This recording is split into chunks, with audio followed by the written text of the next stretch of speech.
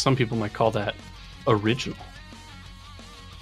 We've only got a few minutes to do that. We are just working something out really quick with the tech side of the next run. It is our only run using the 3DS layout, so just making sure everything works the way it's supposed to. And then we'll get right into it.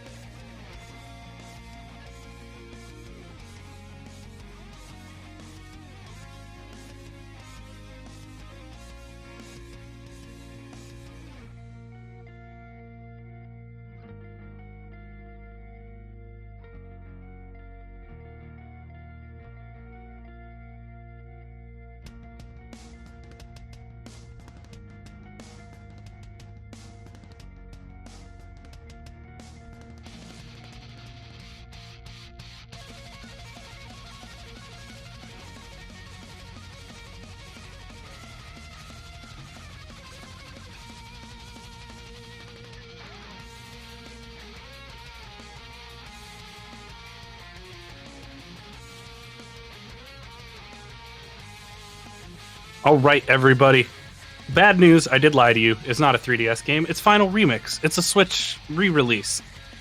Come on, I'm stupid. But the good news is, that means we got everything set up real quick, and we're already ready to go. So we're going to get into our last game of the event with The World Ends With You Final Remix by Kuro **. Kuro, it's all you.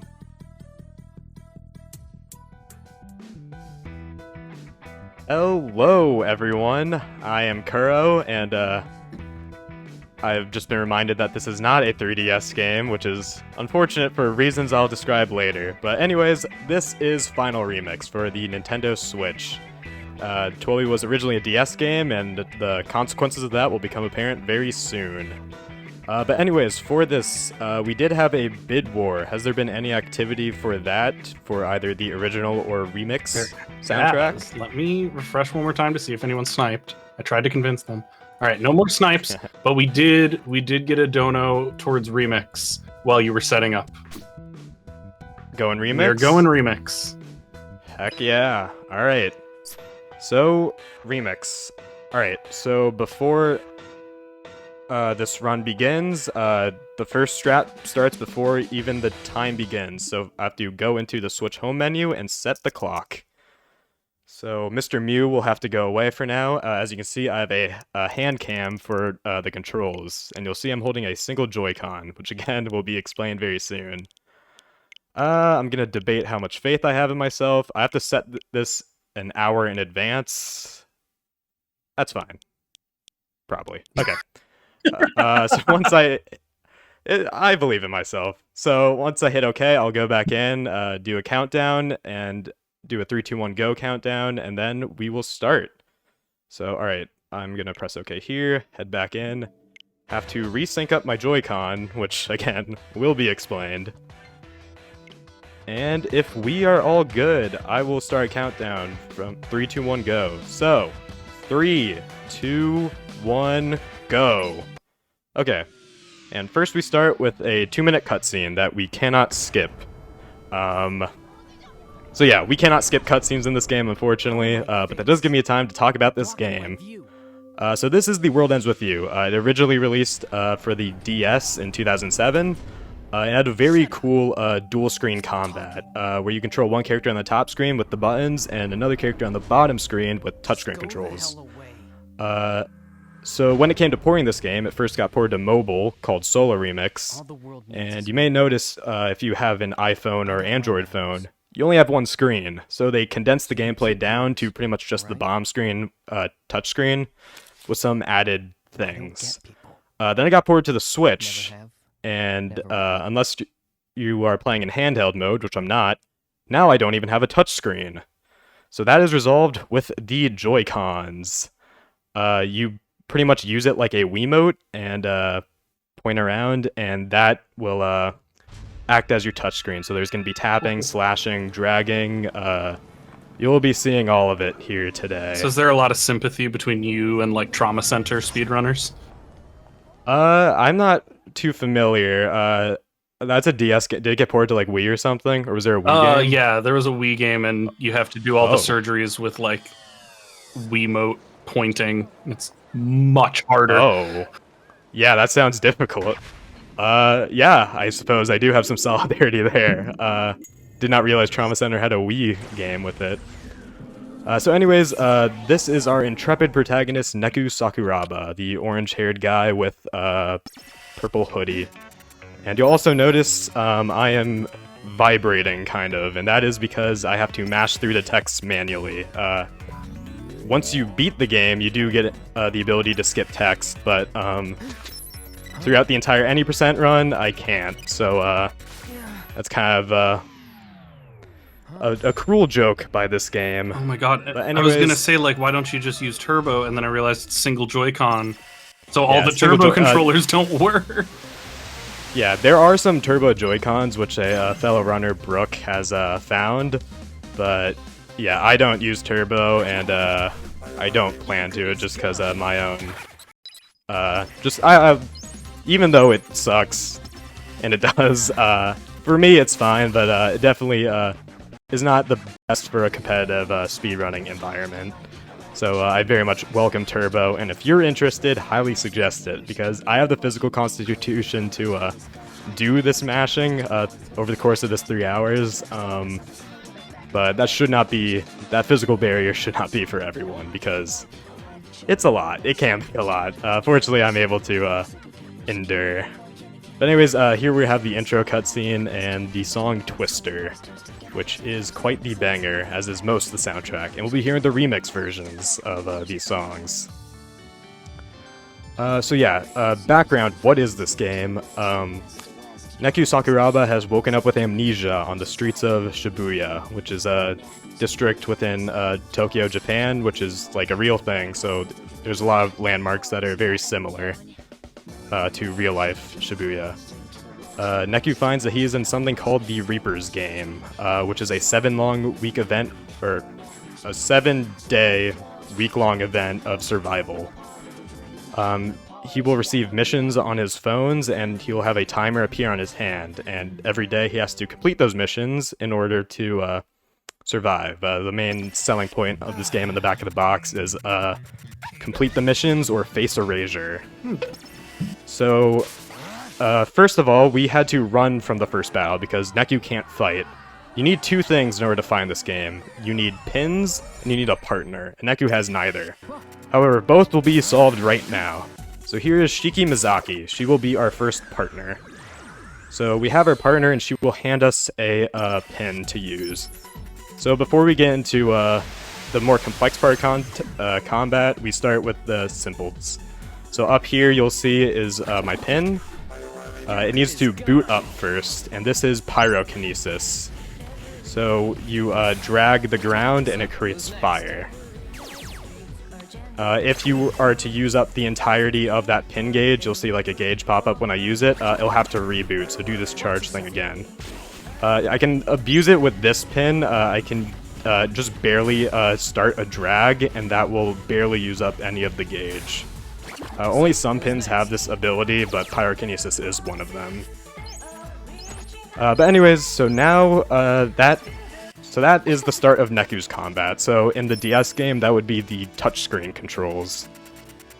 However, the next part, and if this were the DS game, we would be introduced to the top screen controls. So how this game works is both you and your partner, both Neku and his partner, will fight the same enemies. They will be split across both screens and share the same health bars, as do Neku and his partner. Oh. So if you're just focusing on Neku, Shiki might be getting damaged, and it doesn't matter if Neku doesn't get touched at all. They share the same health bar. Like, it's very we cool. already The DS, had our first like real world marker. I just noticed when you first logged in, it was like, hey, over here is the statue of Hachiko. That's like, yeah, statue of Hachiko. This is the 109 building, except it's called 104 because licensing. That's a 4. I legit thought that said 10 cents. It's a cute nickname it has in this game is 10-4, so that's what I'll be mostly referring to it. So anyways, as you see on the right, Shiki is relegated to a pin. So before she'd be on the top screen and have like her whole moveset, but she is just relegated to a pin. So it's a very simplistic combat. So how she functions is you tap the enemy, and then Mr. Mew, if you remember that plushie from the beginning, will start a combo, Mr. Mew punch combo. So the big thing with this game, so the DS, there was a light puck that passed between the players, but here we have a new mechanic called cross combos. So if Neku and Shiki attack an enemy at the same time, the game will lag a bit and create this thing. You'll see a sync bar gaining in the top right. So it will build up to a super once it reaches 100%. We only use it in very situational cases because in order to use the super, you have to play a mini-game. So generally, it's slow. There's only a few niche circumstances where it's like actually like worth doing. But anyways, the mission for today was to reach 10-4 building, which we did, and we survived. So that was the end of day 1. And now we are moving on to day 2. So if it's 7 days and we already started day 2, I assume something's going to change at some point, since we have 3 hours in this run? Are you kidding? Are you telling me the game would lie to us? No, this is a week-long game. Come on. That is crazy talk. Or the next 6 days are just really long. Yeah, no, it's for sure. For sure. Once we get to day 7 at like the 1 hour mark, it's definitely going to be a very long day 7, for sure. I assume that has something to do with setting the timer? Kind of. It's based on food, which we'll get to that soon. So as you can see, when the screen went blue, Neku can scan. So he can do this to read people's minds. Right now, he and Shiki, people just ignore him and they pass through him like a ghost. But it turns out he can't scan this guy in the red hoodie, and he says to fight these noise. So we get introduced to new pins. So these are tap pins. So this is Thunderbolt I'm using just now, and then I'm going to use Force Rounds to take care of this frog. So this is tapping. You just tap, press A really quickly. The next pin we'll be doing is Psychokinesis. So this is controlled by slashing the screen. But instead of slashing enemies, you slash obstacles around. So this motorcycle, I'll just chuck it at the frogs, and they'll be damaged. And as you can see, Psychokinesis was active immediately, but Pyrokinesis still need to boot up. There's a lot of different stats with this game in terms of the pins. It's funny so only Neku can wear different pins. So only Neku has like a very he doesn't have a set moveset. It's all based on the pins he wears. What were you saying? Oh, I was just gonna say that's my preferred way to deal with frogs is throwing motorcycles at them. Oh yeah, it's really effective. Yeah, you know, takes 3 motorcycle hits to take out the frog. That's a tough frog. Yeah, they're tough. All right. Unfortunately, they are not the toughest. There's other ones. You take like 5 motorcycles. Yeah. Exactly. Sometimes it takes a big pickup truck as well. Yeah. So now we are introduced to the metric system. Yeah, of course, of course. So we meet 2 other players of the Reaper's game. This is Beat and Rhyme. So they give us a bunch of exposition, tell us how to use our phone, and about the Reaper's game. So yeah, a lot of dialogue. You just have to exhaust all the options. There's no way to just skip through it outside of just mashing like I am. So anyways, that is so they gave us access to our main menu, and that brings us the most important thing to this run. So as before, Shiki was just a pin that I had to control with the same Joy-Con, but that will no longer be the case. So after we get through this, we'll unlock co-op mode. So since when you have a Switch, you get 2 Joy-Cons, they added co-op into this game, so you could pass the other Joy-Con to your friend. In this case, I am the friend, and I will be playing both characters simultaneously. Oh. Which is reminiscent of the DS game where you control both screens. It's a bit awkward to do. It's not too bad, but you do have to kind of split your brain a bit. So I'm gonna put Shockwave and Force Round, since those are just the best all-around combat pins. And we will get into combat. So this Joy-Con here controls Neku with the blue thing. This one here is Shiki. So Shiki's combat in co-op mode is a lot better. She can do a lot more things, including Mr. Mew Lariat, which is this move. For pretty much the entirety of this week, we are just going to be relying on Shiki, because Neku at base cannot do much. So we are going to be heavily relying on Shiki for all damage output and everything. She is just completely superior to Neku at this point. Neku will get his time to shine eventually, but that is not now. We will just be relying on Shiki's raw power. So yeah, it's a bit hectic with all the slashing between both Joy-Cons, having to move it. It's definitely just something you have to get used to. But it's a very fun way to play this game, one-player co-op. It's definitely a lot better than just single-player, just having Shiki only have the punch move, but in co-op she then has the other things. So as I said before, they shared the same health bar. That only applies to the DS version. In this game, Shiki is invulnerable. She cannot be damaged whatsoever. So only Neku can take damage. Even in co-op? Yep, even in co-op. Oh, so if you're player 2, you're functionally invincible? You are the toughest. I didn't want to get that. I was trying to read that guy's mind, but I accidentally pressed the vowel, because reading someone's mind and getting into a battle is the same input, because it's like the touchscreen. Focus. It's just in a very awkward position. Okay, perfect. We had to read that guy's mind. But yeah, so co-op partner is completely invincible, and they're very good. So co-op is just extremely busted, which we take advantage of. So anyways, now we have to pet Hachiko to clean him off. Perfect. But turns out Hachiko was replaced with these wolf noise. Oh no! Yeah, so we have to take him out. So this is... We'll see the power of Lariat real quick. So I'm going to try and bunch them up in the corner, and then Lariat all of them. So Lariat is a multi-hit move, and it just melts through enemies. You'll notice I'm not doing anything with Neku as Lariat is happening.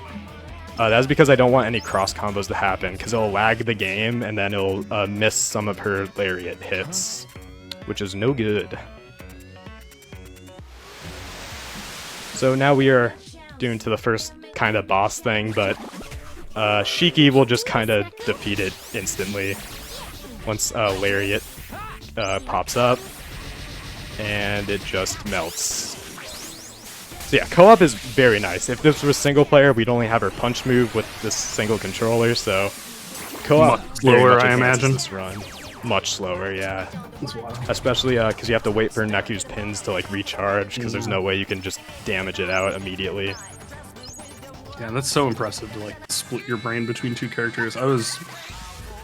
Osmorn and I were gonna run it yesterday, but I was feeling gross, so he ran something else.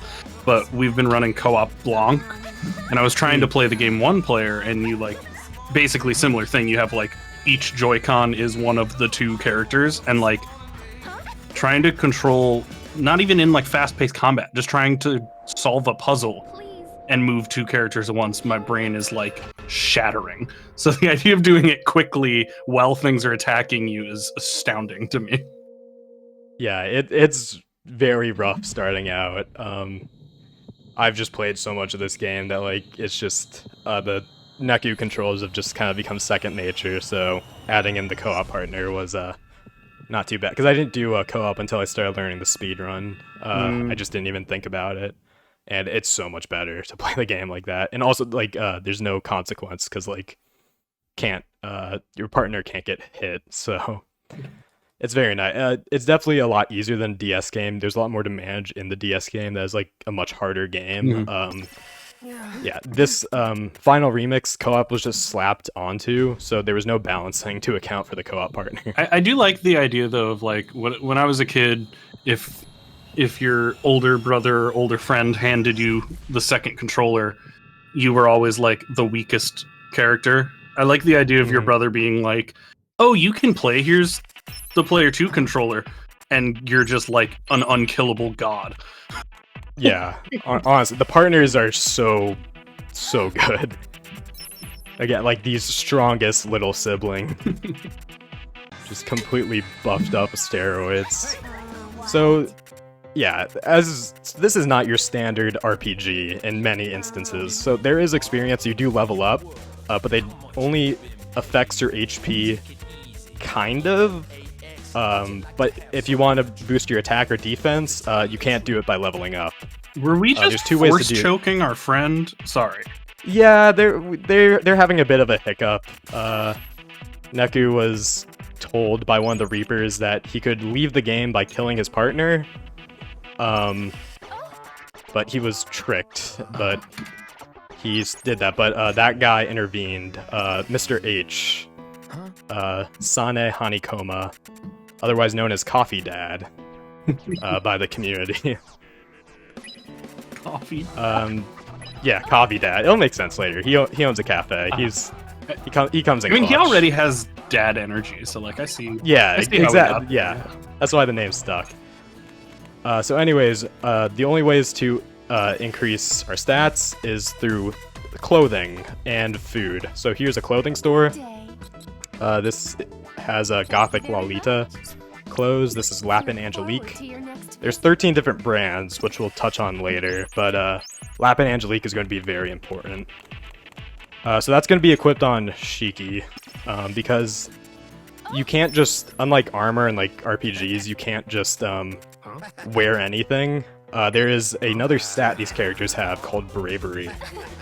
So you can only wear clothes if you're brave enough to wear them. Each piece of clothing has a bravery requirement. Isn't that that feels like real life? Yeah, exactly. So Neku, so Shiki starts with 110 bravery. Neku starts with 15. So it's a very big difference. So that ribbon bonnet we just bought, that has a 108 bravery requirement. So only Shiki can wear that right now. You can increase bravery with gaining levels, so each level you get, each character gets 1 bravery.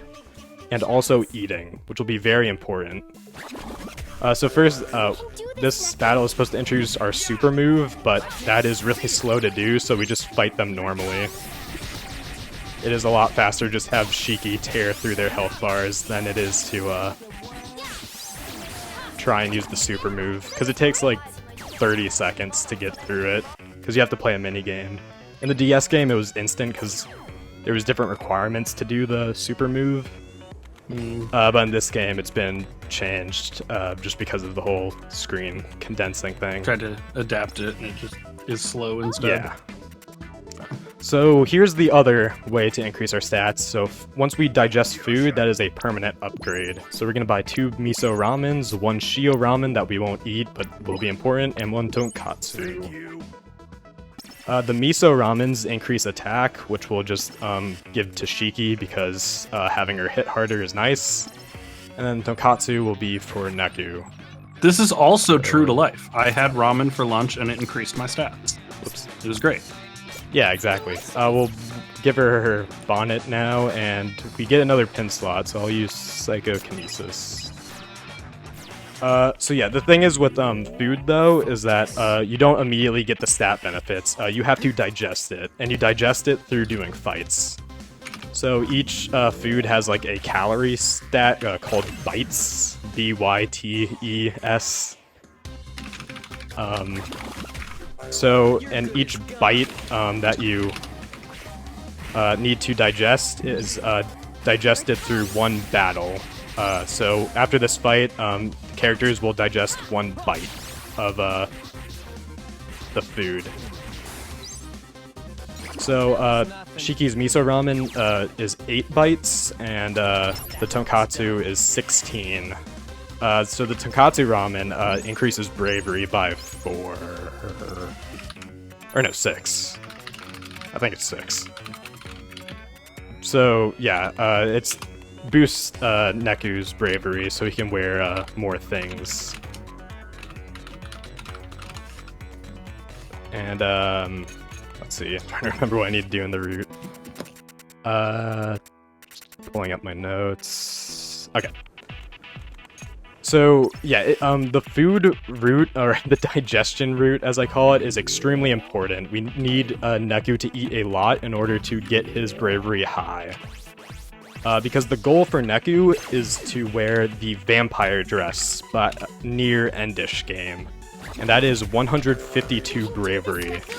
And so as a reminder, he starts with 15 bravery, so he has a long way to go.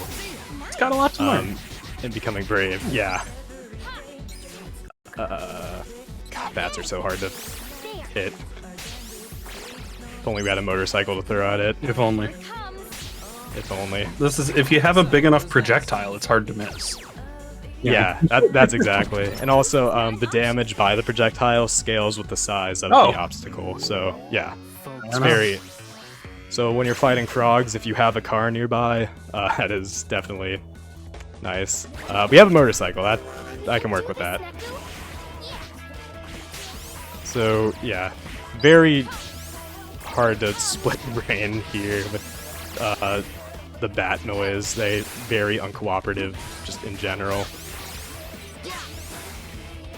And yeah, so I have to manage the pin usages on both Shiki and Neku. So fortunately, recharge is typically quick, especially with the pins that we use.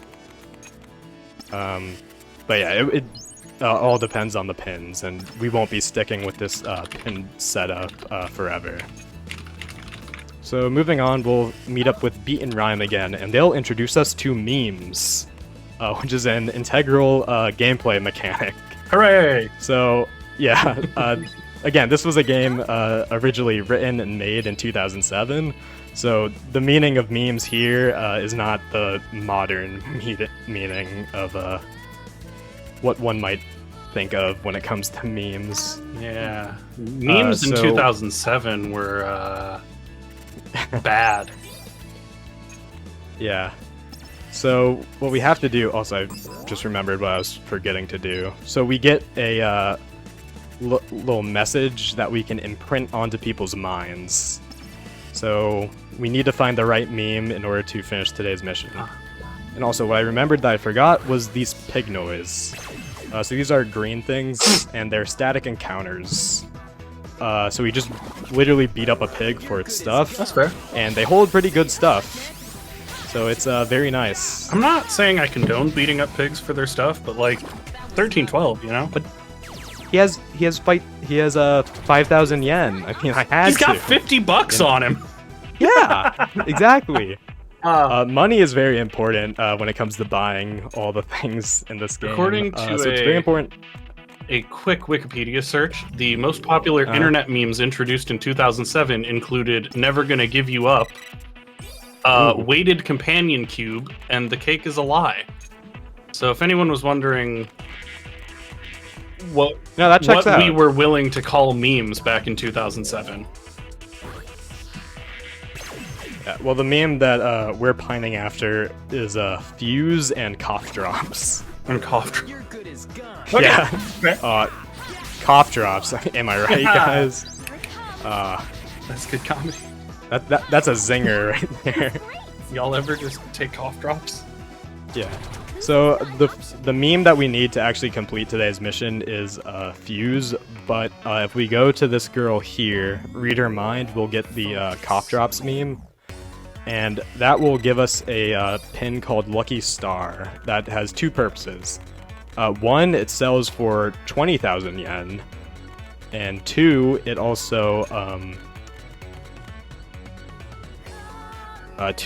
has a psych, so as all these pins have different abilities, some aren't combat, some are just support, and it will increase our drop rate, which all the noise we fight, they will drop pins, so it's very important to do that. Also, I need to pick up some ice cream for Neku. These increase bravery, and once he finishes his ramen, he'll need to do that.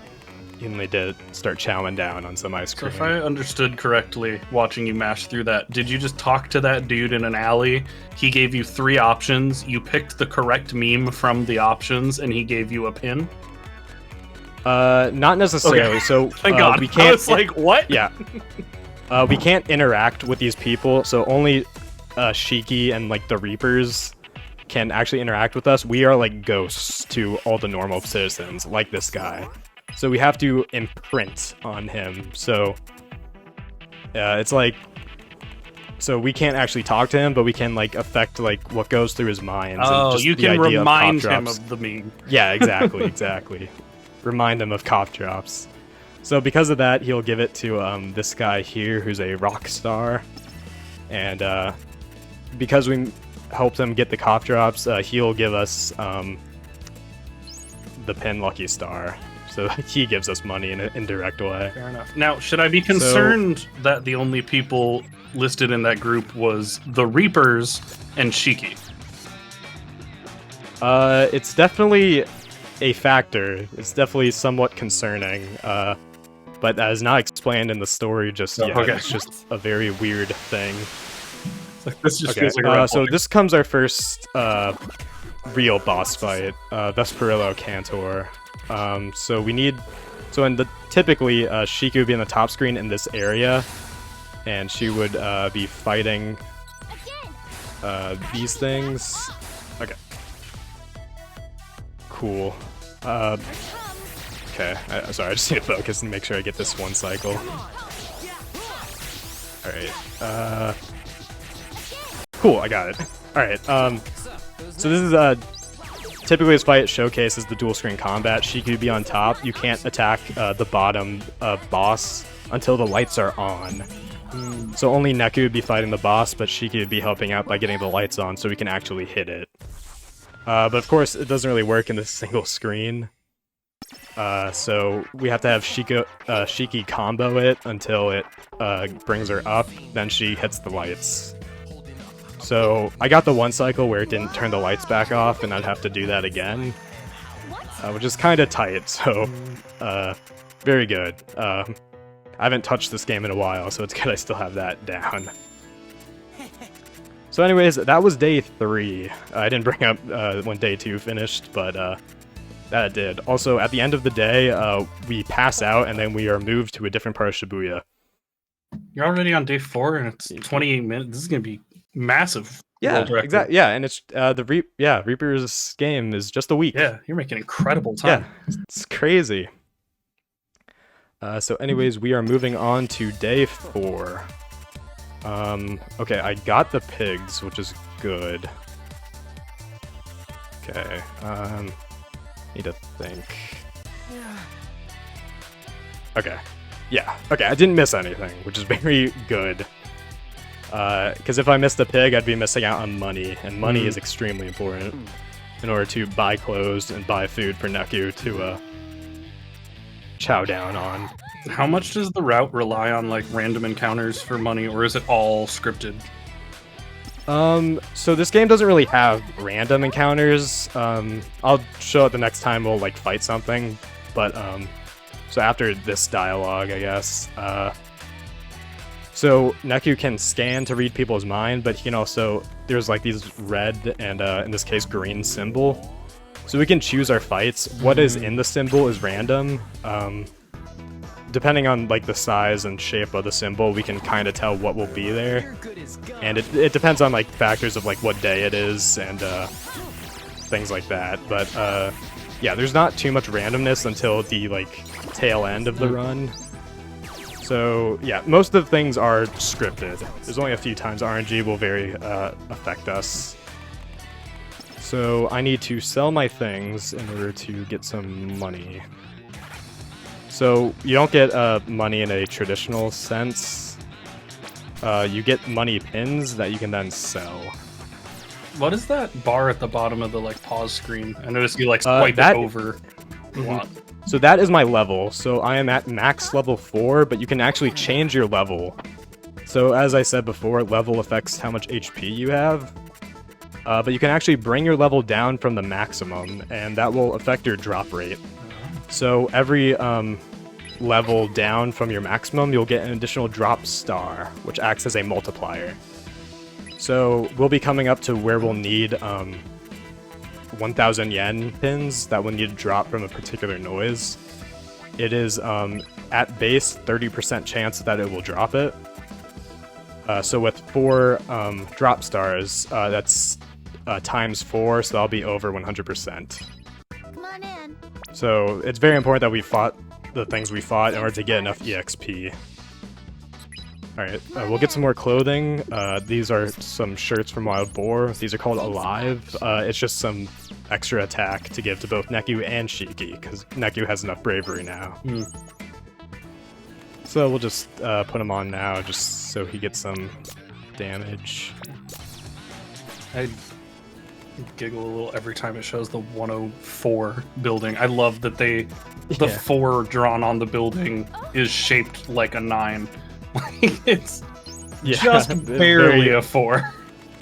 Yeah, a lot of other like games do like 106. It's like upside down 9, but I like the direction they took it with this one. So anyways, we're after these blue frogs. So a new variant of frogs dropped. And I don't have the opportunity to throw a motorcycle at it, unfortunately, but I can use Shiki now to bludgeon it with her stuffed cat, which is just as good, I think. So we need to fight one more. That will do. Alright, so the reason we're collecting these is to get past walls. There's literal invisible walls around Shibuya, and that is due to in the Reaper game. It's like part of the game. So we have to clear missions in order to get past the wall. It's a very cool gameplay design because it like forces you to do things without like the game like forcibly. It makes you interact with the game, which is I think cool. So we have to talk to this Reaper in the red hoodie, and he'll let us through. We've also been collecting 500 yen pins, which will be used for the next wall. Also, this scene coming up is called Pants Off. Shiki is a seamstress, and she notices a button falling off of Neku's pants. So she forces us to take our pants off in order for her to fix it. Which, just a little like tee-hee anime moment, if there ever was one. But they're invisible to everyone else, only they were the ones who saw that, but still. It is a scene. It is one of the scenes of all time. Yeah, that it is. So we got another pin slot from it though, so that's nice. And Shiki finished her miso, so I have to feed her another one. So unfortunately, you cannot just feed your characters indefinitely. Eventually, their stomachs will get full. They only have a 24 bite limit for the day, in the IRL day, not like days as in this in the context of this game. So that's why I set my clock like I did. I want to switch to midnight at a very particular moment so Neku has his stomach cleared. Because once the date changes, his stomach will be cleared and he can eat more. Also, Rhyme's dead now. So hopefully you didn't have too much attachment to her, but yeah, so Rhyme pushed B out of the way in order to save him, so like I said before, in order to fight the noise, you need a partner and a pin, and now Beat does not have a partner. Oh no. So he's very susceptible to the noise, so we try and protect him. That is what's the going-ons. Fortunately, it's just more blue frogs. You'll notice there's a D with an arrow down on top of the frogs. That is because of a pin I'm wearing called Poison Bones. This one. It inflicts defense break, which just lowers the noise's defense, so ergo we deal more damage to it. Very nice. It's going to be a mainstay on our deck until it actually becomes bad that we have it, because it doesn't affect bosses. And at the tail end we'll only be fighting bosses, so it just won't affect them. Talking about bosses, we have to fight the shark that just killed Rhyme. On the DS game, this is kind of a scary fight. Shark deals a lot of damage. However, we have enough firepower to just completely stop it from doing anything. So it just... I appreciate that Animorphs reference, having Shark as a run killer. Yeah, sharks... Yeah, so in the DS, that's like pretty scary for the speedrun. It's a complete joke here. As is, there's only a few fights that are like actually concerning, but that won't be till near the end. Right now, Shiki can just do everything for us. So yeah, Rhyme is dead. Fortunately, Coffee Dad swooped in and managed to save Beat. We don't know how, but he said he'll do it, and I trust Coffee Dad. So that was the end of day 4, and we are on to day 5. Make an incredible time. Thanks, Coffee Dad. Yeah, wow, so close to day 7, end of the week. End of the game. Ergo, end of the run. That's how it works. So we have to, so like I said, we're kind of ghosts, and there's an in-universe Ouija board. So it's pretty much like, it's called Reaper Creeper.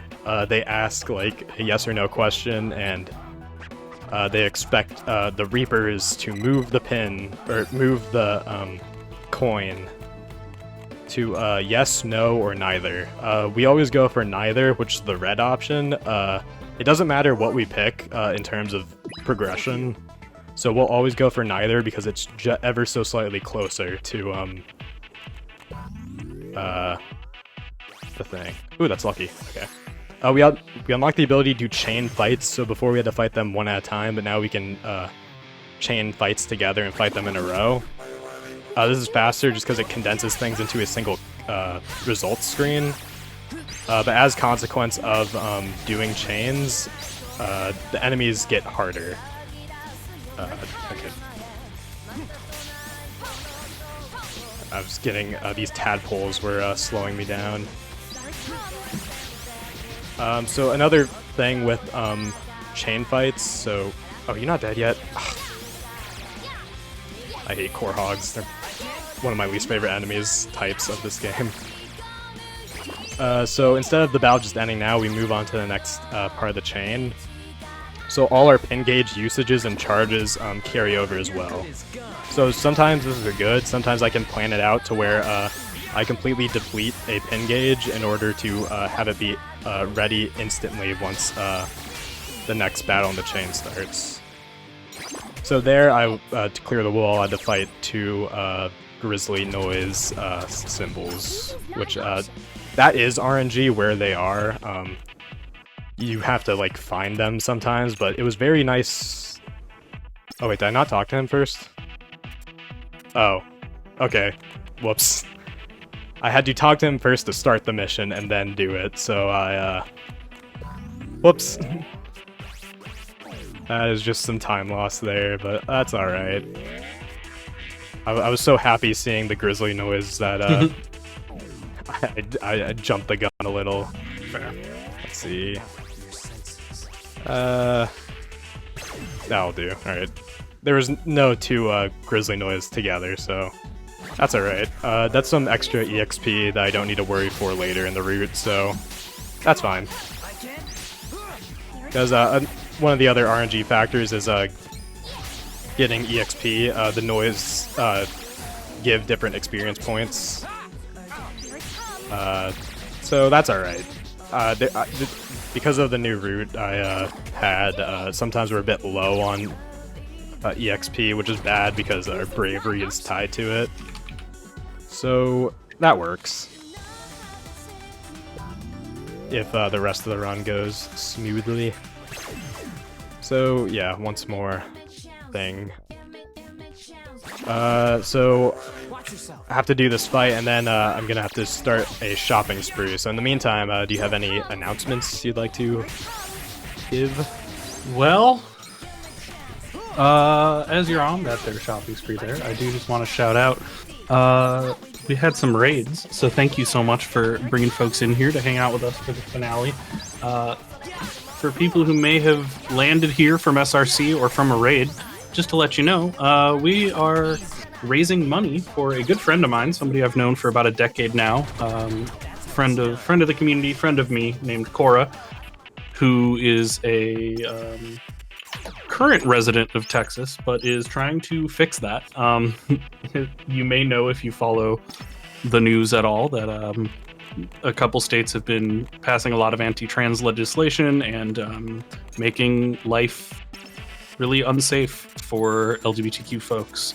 And so Cora is trying to get moved to somewhere that protections are already in place legally for her to feel safer and have a better quality of life.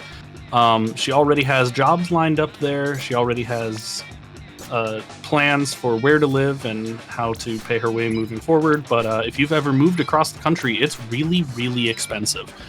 So this fundraiser is a bit of mutual aid to help a good friend get the money she needs to get moved to and settled in to a new place. And any money that is raised that doesn't go directly toward moving expenses will be donated back to mutual aid funds to help other folks in similar situations. So if you are able to donate, donate in the chat. We have both a GoFundMe and a Venmo option if you prefer to avoid the GoFundMe fees. And every little bit helps a really, really good person who is just trying to make a better life for herself. Heck yeah. Support already has been fantastic, absolutely phenomenal. I've been blown away by it. Yeah, let's get some more as the run is continuing. As a very, definitely quick since the week is over. Don't mind the 3-hour estimate. The estimate's wrong. Yeah, no, Osborne just didn't believe in me. That's why. That's why it's so high. So we went shopping. We got some more attacking threads, and we got some pin upgrades. So instead of Shockwave, I put in Masamune, which is just a better Shockwave pin. But I also have Murasame, which is not really a great pin, but we do need it for a wall later. We need to train up to at least level 3. So we're doing a 3-chain here. We just have to do a bunch of fights now to end the map. The goal for this day is to clear Spain Hill of the noise. So we just tried doing that directly, but we will soon find that is not going to solve it. So, alright, that was the end of that. So, I will have to keep an eye on how much pin points I get. That's the experience for pins, specifically. And now, before I forget, so Neku has finally finished his ramen, so I now must feed him his ice cream. Fair enough. Yeah, he is now in ice cream mode. And he just has enough bravery to wear the spiked choker, so very nice. That's a big step. That's a big step. Yeah, he's getting more brave. He's got 26 now. Yeah, we're going to get a very important food later on, but until we get to that, we'll have to have slow gains towards his bravery, getting to 152. It will be quite the journey, but very worth it. Also, between battles, Shiki got a big power boost. There are these things called stickers that I did buy some, but you also just get them from the story progression, and it's gauge extender, so all her moves last longer. So that means more lariat, which is great. Which is great. Because as we've established, it's buffed. We love lariat here. Yeah, it is absolutely fantastic. Alright, so one more into this 3-chain, and yeah. So Shiki is now in her prime. This is the Shiki that we love to see. It's always awkward starting a run and having her have the short gauges. It's very hard for me to like adjust to that. So it's nice to go back to normal with this. So we discover that the noise are attracted to negativity, and they're having a little fight over a boy. So we have to imprint with the meme for them to play the Ouija board, and we're going to rig the answers. Fortunately, what we choose don't matter, so we will just be going to the red neither. Also, it's very important not to move too fast with moving the coin, because then they'll like freak out and be like, "Whoa, someone must have bumped the table." So you do have to do it kind of slow. There's a lot of breathing room with it. The DS is very specific, but I just like being very careful with it. I'd rather not redo it. Seems reasonable. So we solved their issues, and now there's only a final noise to clean up. And alright, move my notes down while I have the opportunity. Sick. Alright. We can do this, Neku. So this is just a single fight as opposed to a 3-chain. Another factor with leveling up, when you level up in battle, it will bring your health to full. For now, that doesn't matter, but later, in like the middle point to the end, it will actually be detrimental because we want to be in low health to activate some certain strats. But that will be in the future. But now we'll see a hunk of a man. Oh. He is the game master, Higashizawa. He is pretty much who's in control of this Reaper's game for this week.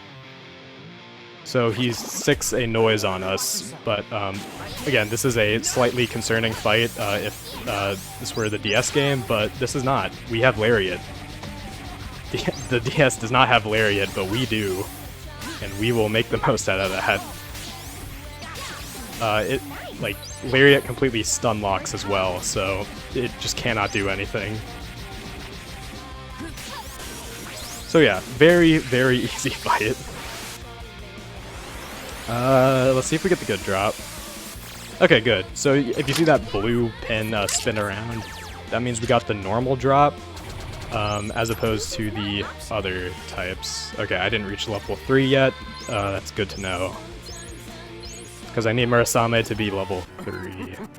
Normal, like, most common, or normal, like... normal difficulty. So this category name is any % normal. So there's...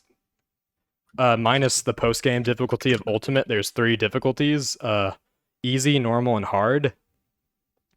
However, at the start of the game, you only have normal, and you're very much encouraged to switch between difficulties because each enemy only has one drop per difficulty.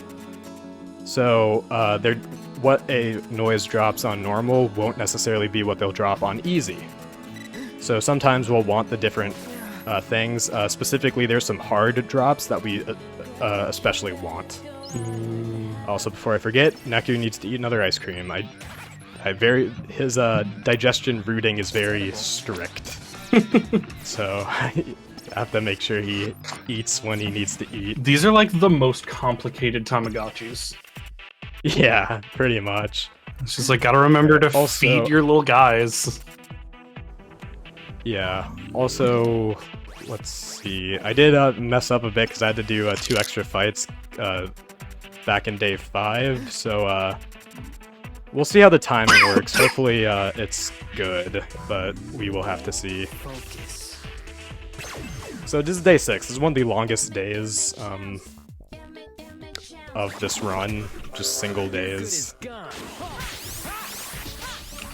So the goal for today is advertisement. It is capitalism time. Here it comes. And we have to advertise these red skull pins. So, okay, good. Murasame is at level 3. I can slot it out now. Alright. Let's see. So, once midnight hits, his bites reset, and I don't think it'll be tight, but I'll see.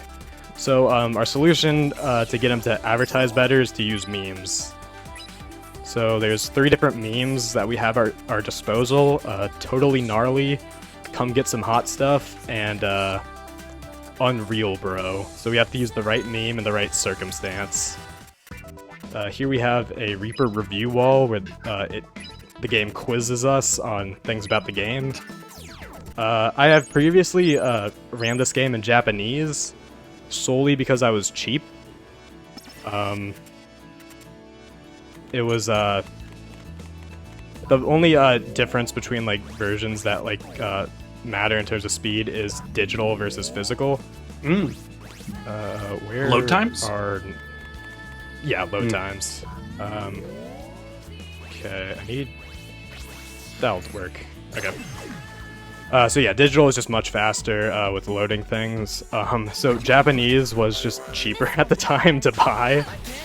It was like the equivalent of 30 USD as opposed to actually I'm gonna just be careful here.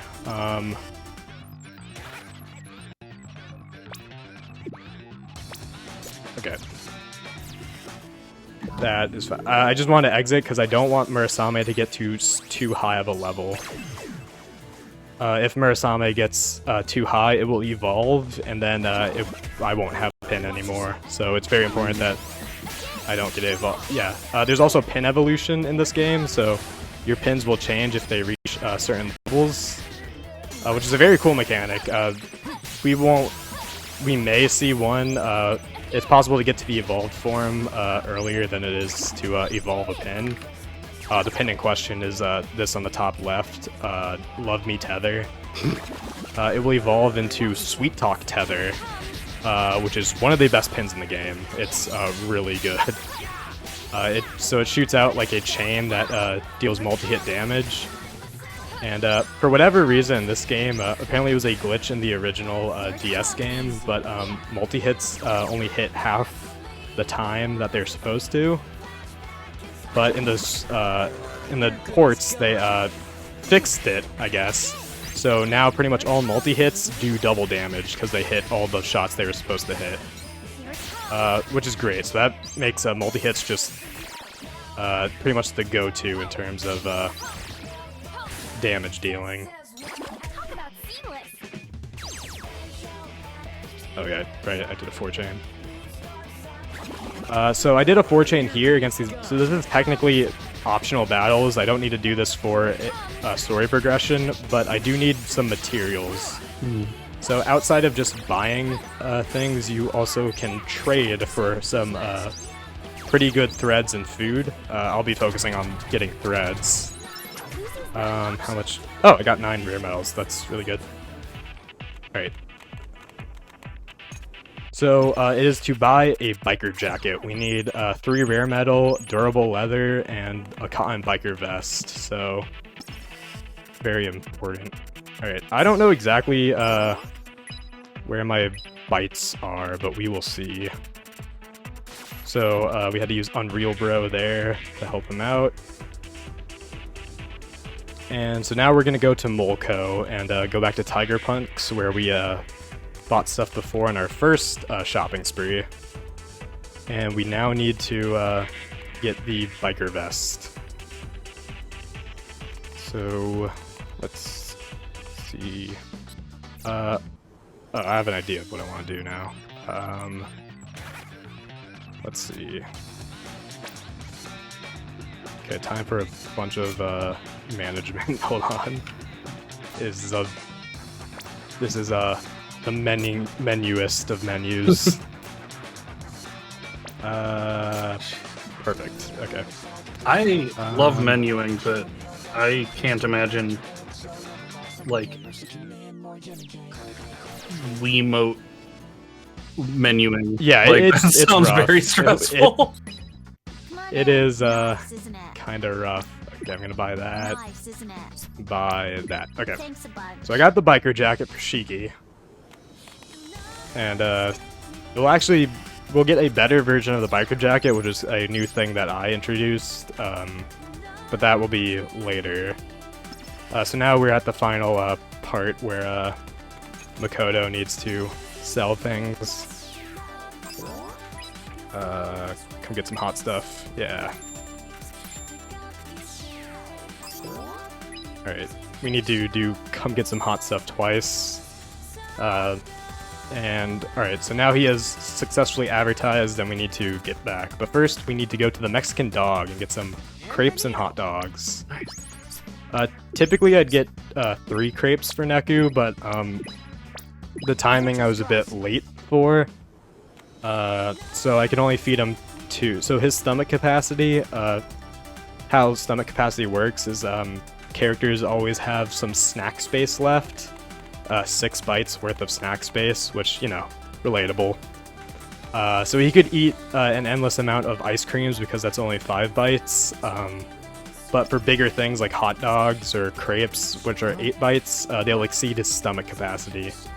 So that's why we need to change the date. Before we ate past tense of ate the number ice cream cones for Neku, but I re-optimized the route to change out some of the ice creams for crepes, and that just made the digestion route a lot nicer. Interesting.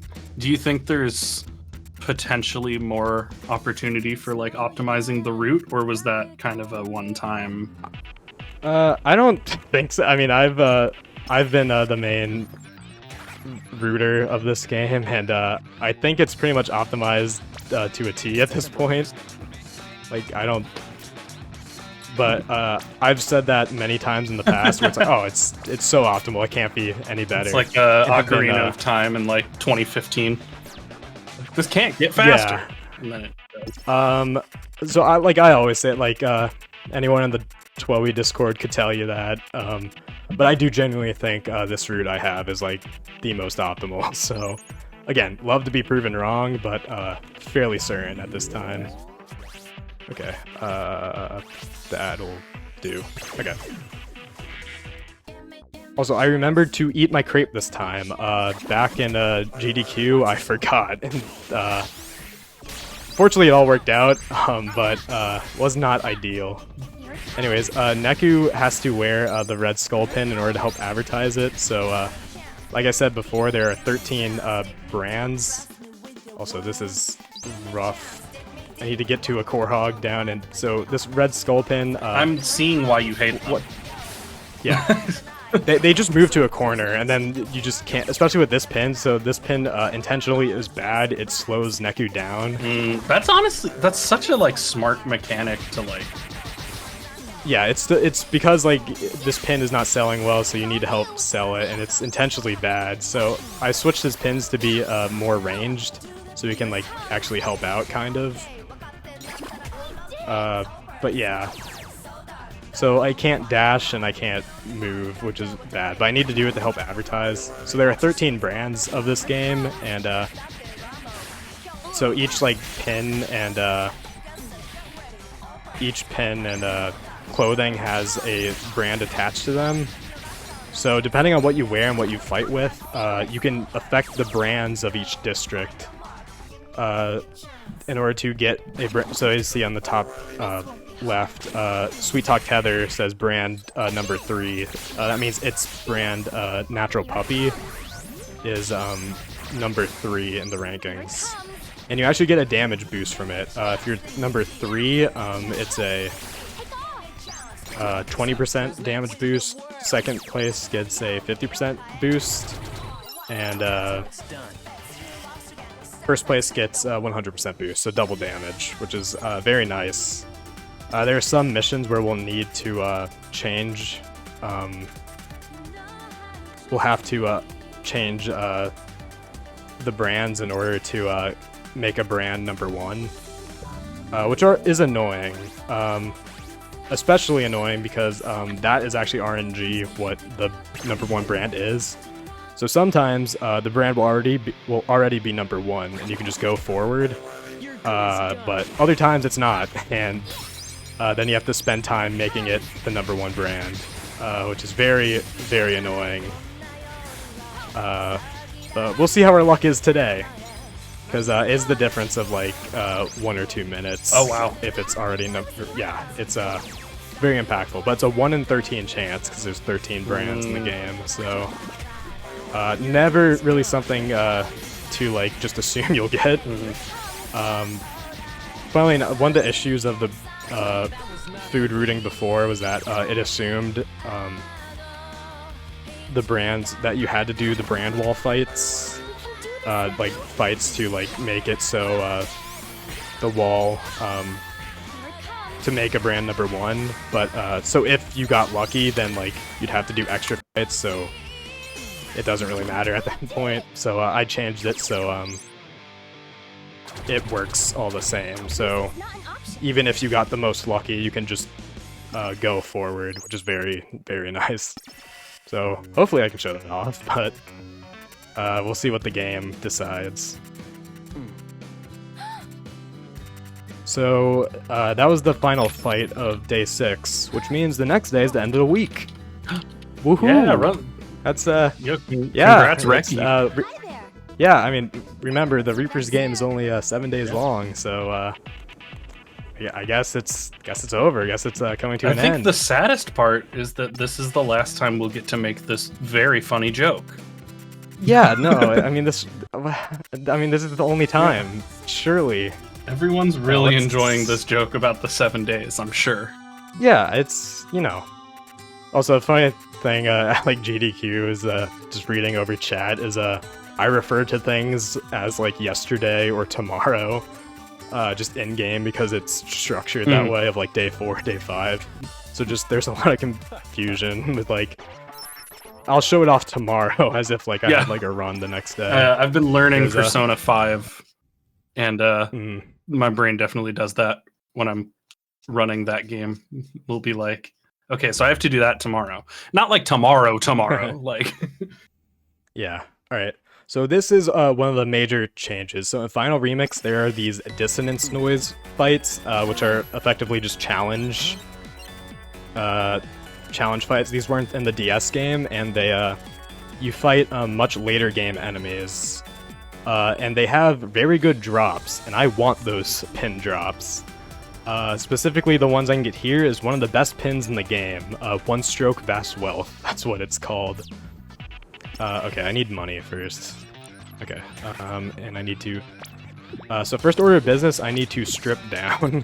I want to deal as little damage as possible. Also gonna sell things because I need money.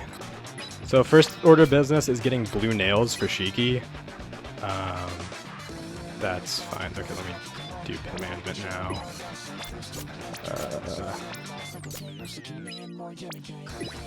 Boop. Boop and boop. Okay, very important I got that correct. Okay, now I just need a buy. Okay, so get blue nails. This gives her the ability drop kick 3. This just increases drop rate, which is very necessary because the drop I'm going for at base is 0.9%. Is a 0.9% drop. But fortunately, we have ways to increase our drop rate. So many of these brand names sound like band names, which is like why I'm convinced every Japanese band is cooler than any American band, because they have names like Jupiter. Yeah, Jupiter the Monkey. Jupiter of the Monkey and the Puppy, Natural Puppy, was it? Like, yeah, those Natural totally Puppy. sound like pop punk bands from Japan. Yeah. All right. So this is the supers I was talking about. You have to match the cards. I'm not good at this mini game. I'm gonna focus up.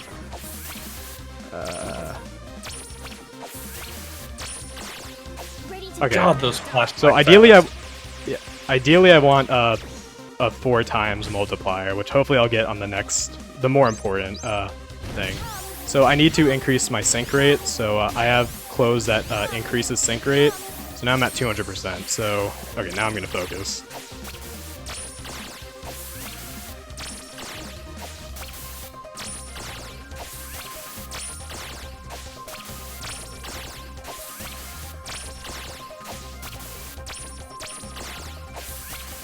Okay, good. Okay, I did it very well that time. Yeah, it's also I use both Joy-Cons to hit like each half of the map. Let's see. Okay, that I was works. trying so hard to follow along with that minigame. I think I might have gotten like one of them correct. Like, yeah, it's hard. It's not that hard, but I'm just like very not good at it. Okay, but I got the drops I needed. I think I got 2. I think I saw 2. But again, this was a 0.9% drop, but through means you can to increase your drop rate. Hopefully I got it. So, okay, sick. I got 2 one-stroke vast wealths, and that is great. Yeah, so I can, yeah, it worked well. Doing the super increases your drop rate, which is why I did the supers. They stack on top of each other. So there's really nothing you can do to improve the odds that you get it, but you can improve how many drops you get. No, you do improve the odds that you get it okay. as well. Yeah. There's a lot of mechanics. Also, I forgot to use Lucky Star, which is like the whole point of me getting it. And you still got increased 2. drop rate. I still got 2. There's other methods. Also, we're not entirely sure that it works. Lucky Star. It says it increases drop rate, but like it doesn't. Oh. It like kind of does, but like. We found that out in an RPG I run called Ick and Fell. There's a character attack that like the tool text definitely suggests that it breaks through defense. It doesn't. It just straight up doesn't do what it says. Love when that happens. That's my favorite part of any. Okay, I have to run. I need to do a 3-chain in order to break the wall, but you have to do it very quickly to get the noise together in order to actually chain. So whoops. All right. Boop, boop, boop. Okay. That's a 3-chain. Okay, so one-stroke vast wealth. So we knew about this pin. Only I introduced or reintroduced using this pin. So this is a mainstay in the DS version, but it's very hard to use in this game because how to activate it is press and hold, and it is very accurate. The cursor cannot move at all when I'm charging it up. Otherwise, it just won't work. So it is an extremely precise thing to do. Here it comes. Yeah, so it was frowned upon to like use, like runners didn't want to use it because like even though it's very powerful, like if you can't even get a shot off, then like what's the point? But it's really powerful, so in spite of how hard it is to use, I go for it anyway.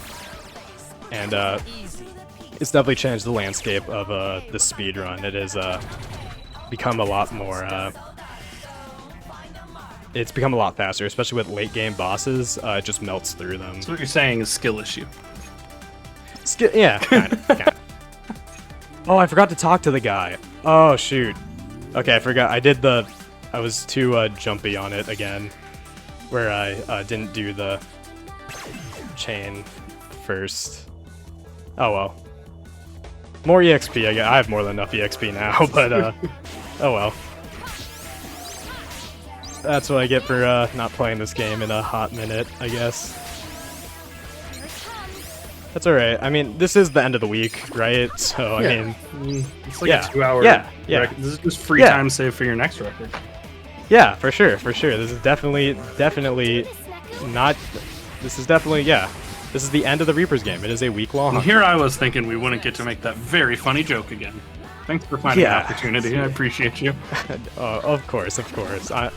Always the opportunity this time. I'm glad we're getting so much of the Hachiko statue in the background. He's a real good boy. Yeah, Hachiko is a very important landmark here. This is not our final... I mean, perhaps it is our final time, you know? Huh? End of the thing. I'm finally going to be in Shibuya in like a month and some change, so I'll make sure you get I'll make sure to post a 109 building and a Hachiko in the Discord. It's the thing Very from that nice. video game. It is from many video games. Well, in yeah. fact. Yeah, your Quite a few games, persona actually. and stuff. Yeah. All right, so here we're coming up to Cornix Canor. I'm not gonna go for the fast strats because I've just historically not been doing good at getting the fast strat, so I'm just not gonna try going for it. It involves switching your pins using psychokinesis to move a car down to manipulate its position, but that's hard. And I have to be very precise with the press and hold pin, which is very hard. So instead, I am just going to wait for it to get on screen and fusion, like so. So yeah, I don't need to be too precise with this. I don't need to get a huge damage multiplier, so... But typically at this point, I'm a lot more calm about it, so I do better for whatever reason, which sucks because I wish I had this for when it like really matters when I get a high multiplier. But fortunately I got lucky, so it didn't matter. I got the pins I wanted, so very I good. can't with Nia in chat. It's the place from Tokyo Drift. True. You're not wrong. That is... Alright, so that was that. Thinking back to what Shiki's clothes were, I think I'm good. Okay. Also, we are very good on huge digestion route because of all the extra fights I've accidentally been doing, so... Yay? What? I suppose. But yeah, now we are going on to the Game Master. So we fight the Game Master of the Reaper's game. So, you know, the final boss. For sure, for sure. Wink, wink. Definitely is. Even if this is or isn't the final boss. Is the plushie the he final is- boss? Oh no, Plushie's our friend. Thank God. Yeah. This boss is still very dangerous. He could very easily kill us, so I do raise my level to get more HP because I don't want to die. So that's the trade-off. Higher level is better stats, lower level is improved drops. Yeah, but level only affects your HP, so your attack Oh. and defense are yeah. It's only based on food and clothing. Do this, Neku? So that makes it a pretty easy choice for most of the speedrun. Like, less HP, and I just won't get hit.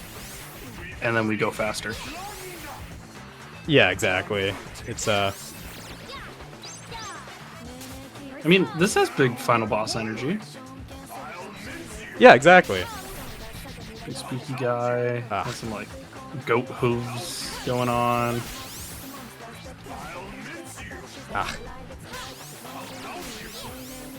Yeah, he once he does his electrical attack, which is this one. Oh wait, no, not that one. This electrical attack is very dangerous. It can make Neku immobile, but fortunately that didn't happen. So yeah, and when you're immobile, you're just vulnerable to attacks. Fortunately, Shiki is invulnerable, so she can just still attack regardless of what's happening on screen, which is fantastic. And we got a pin evolution, so Love Me Tether has now evolved into Sweet Talk Tether, which is great. Sweet Talk Tether is just a significant upgrade. You get 3 chains per charge, and it inflicts defense break, which is good. So anyways, we did it, but oh no, this is the same scene from the intro, where Neku wakes up in the middle of Shibuya. Oh no. Ooh, yeah, turns out this is not the end of the run. It may have been the end of that Reapers game, but Neku finds himself exactly where he was before. In another Reapers game? Oh no. In another Reapers game. It's like a Majora's Mask situation, or a 11th hour from Adventure Zone. So, so the same rules apply where in order to fight the noise, he needs pins and a partner. Well, we have the pins, but we don't have a partner now. Shiki is nowhere to be found. So he met Shiki at Hachiko statue, so we go back to Hachiko. And we need to find a new partner, so he gets, this kid just becomes partners with him without him really noticing. Oh. And this is Yoshiya Kiryu, or Joshua.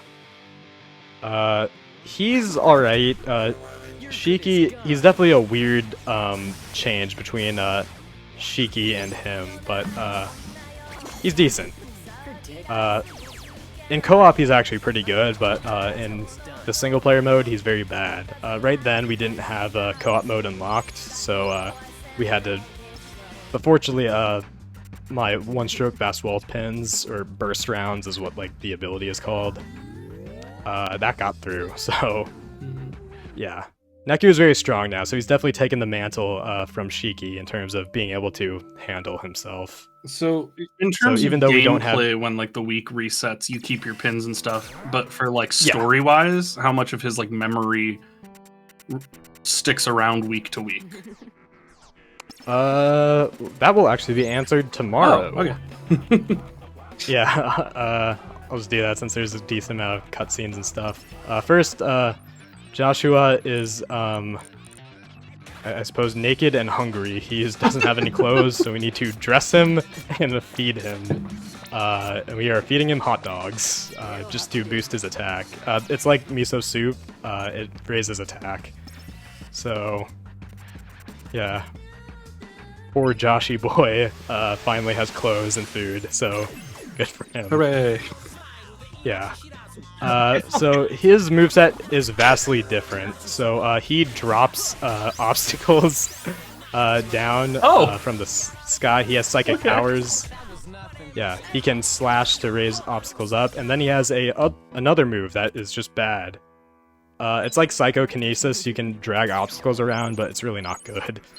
So generally, pretty much he has 2 moves. I know this isn't the clothes you put on him, but I started laughing thinking about this poor child like waking up in the middle of Shibuya Crossing with amnesia, and the first thing that happens is you feed him like 5 hot dogs and dress him in goth Lolita clothes, and you're like, you good now, bud?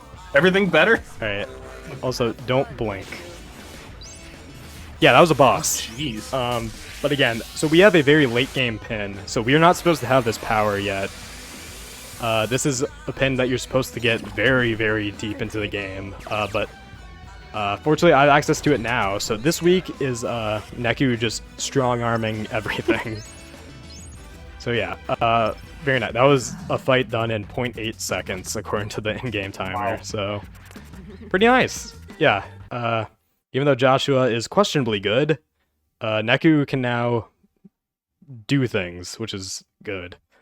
So anyways, it turns out that in order to enter... So first of all, Neku's dead. Everyone in the Reapers game is dead. All the players are dead. And the Reapers game is a game for a second chance at life. If you win, you get a second chance at life. You get to be resurrected. So in order to enter the Reapers game, you need an entry fee.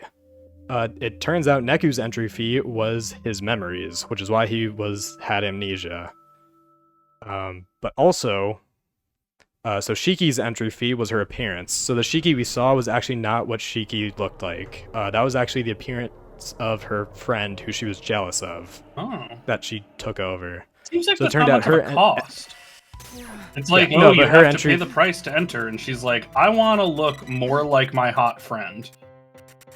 Yeah, but it turns out it was just it was a very like toxic jealousy type thing, and it turns out it's herself that she really loves, which is yeah, it was a very there's a lot of it's a really good dialogue stuff that I'm mashing through. Just mashing. But, yeah, it's very good. I highly recommend, even if you see the plot happens, it's really the dialogue where this game shines. So is that why we couldn't find her on day one, because she looked different now? No, we didn't. Well, Oh, we no, didn't 'cause know she's here Shiki now. beforehand. Yeah. So this is a flashback to the end of the week. So Beat survived. If you remember, Coffee Dad came and saved him. But he chose to join the Reapers. Which are the antagonists, I guess. The Reapers game and stuff. But it turns out the guy in the sunglasses, who's the conductor of the game, who's a position higher than the game master. Is that red hoodie guy whose mind you couldn't read? Or no, that guy. Gotcha. That guy, yeah. So it turns out only one player is allowed to come back alive, and the Reapers chose Shiki. So you won the So- game, but the rules are like, well, your partner gets to come back to life and get Yeah. fucked, kid. So Neku decides to play the game again in order to return to life along with Shiki. But in order to play the game again, he needs to get another entry fee. And he has to give up the thing most important to him, and it turns out the thing most important to him was Shiki. So now he's playing for both of their lives. Yeah, so the stakes have now skyrocketed for Neku. Now, does Shiki get any say in this, or No, she just got evaporated. she's pretty just like much. living her life? And if this dude loses a game, she may be killed again. Yeah, she'll That sucks. be killed. Okay. So we'll see. So I switched to hard mode, so enemies become bulkier and they hit harder. But I want to get these drops from these birds. So we'll see how friendly they are. I want to get at least 7. More is better, but we will see what happens. Uh, I do want to be kind of conscientious for my health, though, because they can actually kill me if I'm too careless. So there was 3 birds there, so we got 3 of the material called Tektite. We want at least 7. So no birds here, so we have to do some extra fights. This was a kind of new thing. We did these fights elsewhere, but I decided to condense it. So as opposed to killing 2 birds with 1 stone, and then I'm killing 4 birds with 2 stones. If that makes sense. Just overall, it becomes more optimal as opposed to single sniping birds, as it were. Alright, I need to find some more bird noise. Honestly, the more I think about it, the more I'm okay with Shiki getting the reward from winning. Because, like, Yeah, apparently she really earned the did most carry. points. Yeah. Oh yeah, especially in the context of how we were Yeah, playing. she really Yeah, carried she the team on her back. She, she did. Okay, there's like no. Okay, I'm gonna have to reset. I'm looking for 2 bird the small symbols, but there's like none showing up. Okay, that'll do. Okay, so this will guarantee that I have enough. These 2 fights. So this is another RNG factor. They could be 3 or 5 birds in these symbols. So in the past 2 bird symbols, they have been 3 birds, but would be ideal to get 5. But it doesn't matter now that we're doing another one. Even if it is 3, then we get a total of 9, which works out. I fought 2 specifically in order to guarantee the drops. So yeah, it ended up we didn't get any 5 ones.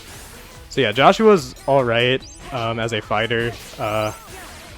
I can kind of just split Joshua to handle the things that are not in Neku's line of fire when I'm doing burst rounds.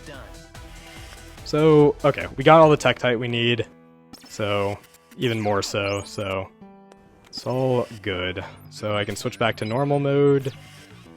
Okay, I need to switch my Pindex soon for something, but first we have a encounter that we're forced to fight. Did I refeed Neku? I don't think I did. Oh well, I'll figure that out later.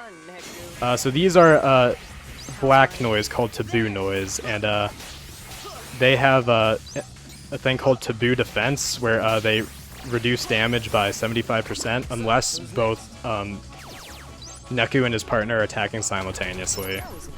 So I need them to team up and get the sync strikes called cross combos. So we'll see more of them later, but for now that's just kind of like a one-off thing. Okay, I don't think I fed Neku. Yeah, I forgot. It's edible. I think that'll be fine. Okay, and I need to change a deck and put in a 1 yen pin for the next part that we're doing. This will be fights, technically, but not in the traditional sense. So in this game, there's a mini-game thing called Tin Pin Slammer, which is effectively like Beyblade, but with pins. Okay. So you need to knock your opponent's pins off the board, pretty much, so you like slam into them, hence the name Tin Pin Slammer. Fortunately, we're not required to win, so the most efficient way to get through these fights is to throw. So I only equip 1 pin, then I just throw myself off, and that's it. It's one of my favorite things in speedrunning, when you're like, it's actually Yeah, faster to just shit the bed here, so we're gonna... Yeah, there's actually one instance later on, so we have one more fight here, and there's one other forced tin pin fight, but we actually want to win that one. So I actually will try in tin pin a few days down the line. So yeah, it doesn't, story-wise it doesn't matter because the kid we fought against got disqualified for using illegal modifications, and then we're scripted to lose this fight. So yeah, it doesn't matter in the end. It's fun. So the mission was to win the Tin Pin tournament. So we lost, so that was like the end of Neku, but fortunately another pair of players won, and all the players are technically on a team together against the Reapers, so long as one of them completes the mission, they all do. So there's some... Joshua wants to do some other things than play the game, and Neku's not about that. Okay. So, I don't think I'm that behind on, yeah, probably not. I'm probably good on, fights in terms of digestion. Alright. So here we'll see Beat, who has his Reaper wings, because he has now joined the Reapers. So we're on opposing sides now. And he gets orders that he's supposed to snipe, like take down Neku, so we'll see how that plays out tomorrow. And tomorrow is now right now. We are now in day 3. Hooray. Yep, okay. Let me see. Okay, so now we have to do a bunch of fights. Do a 4-chain, so, and then after that we have to run to a new part of the map. So in the meantime, Happy, is there anything you'd like to say or announce? Yeah, we can talk super quick. Just, you know, it's real DGen hours, but we've got a good number of people hanging out. People are chilling, and if you haven't seen it in chat in a hot second, then I'll be nice and annoying and pop it in there again. But !donate. I'll show you we've got a GoFundMe set up, as well as the option to donate through Venmo if you want to, you know, donate directly and avoid the fees and such from GoFundMe. We are currently at a grand total of $4,265. That is including money that was already in the GoFundMe before the event started, plus money from the event, plus the Venmo stuff, right? So that's like the GoFundMe total, including pre-event, plus Venmo. If we look at just what we've raised through the event, we are at $1,880 in just donations from this weekend, which first of all is ridiculous. That is so much money, and I appreciate you all so much. Like, for like a small grassroots event that is just like, you know, we don't have the backing of like a charity publicizing with us and such. It is purely mutual aid, just out of the goodness of folks' hearts for a good person. That is like a wild amount of money. But that number is also dangerously close to 2K. And it would be pretty freaking sick if we could get 2K in donations just from the event. So that is my formal plea as organizer and current host. We can get another $120 by the end of the night, right? That's like $1 per person in chat. And we may or may not, this may or may not be the final week. This could be the final week, we don't know. Yeah, it could be, so perhaps rush, or find, or maybe you got some time. How awful who would knows the at this speedrun point? be if, like, the person who got reincarnated at the end of each week was random, so you just had to keep winning the week until you got picked? Gotta keep winning, or keep losing coin flips. It's like that Clue speedrun where you have to just button mash and hope that you get it, but instead of taking less than a second, it takes like an hour, and then you just pray for a coin flip or reset. Jeez, yeah, Clue speedruns. I haven't heard that before, but it's like one of my favorite dumb speedrunning jokes is that the Clue 1998 world record is 0 seconds and 583 milliseconds. Because you literally just button mash 4 times. It's you! Yeah, to just say, it was this person in this room with this weapon, and if you get it right, that's time. That's crazy. That's good. So anyways, I've just been mashing through text. We met up with Coffee Dad again. We went to his cafe. We don't need to get anything from him though, but yeah. So Neku, so he got his memories back, but he still has something he's missing. He doesn't remember how he dies, but he is getting like flashbacks to where he did die, where he's just on the ground, but he doesn't know why or the context behind it. So doesn't give you much information. You know, there's a lot of ground. But now Beat is here, and he's fixing to beat us up.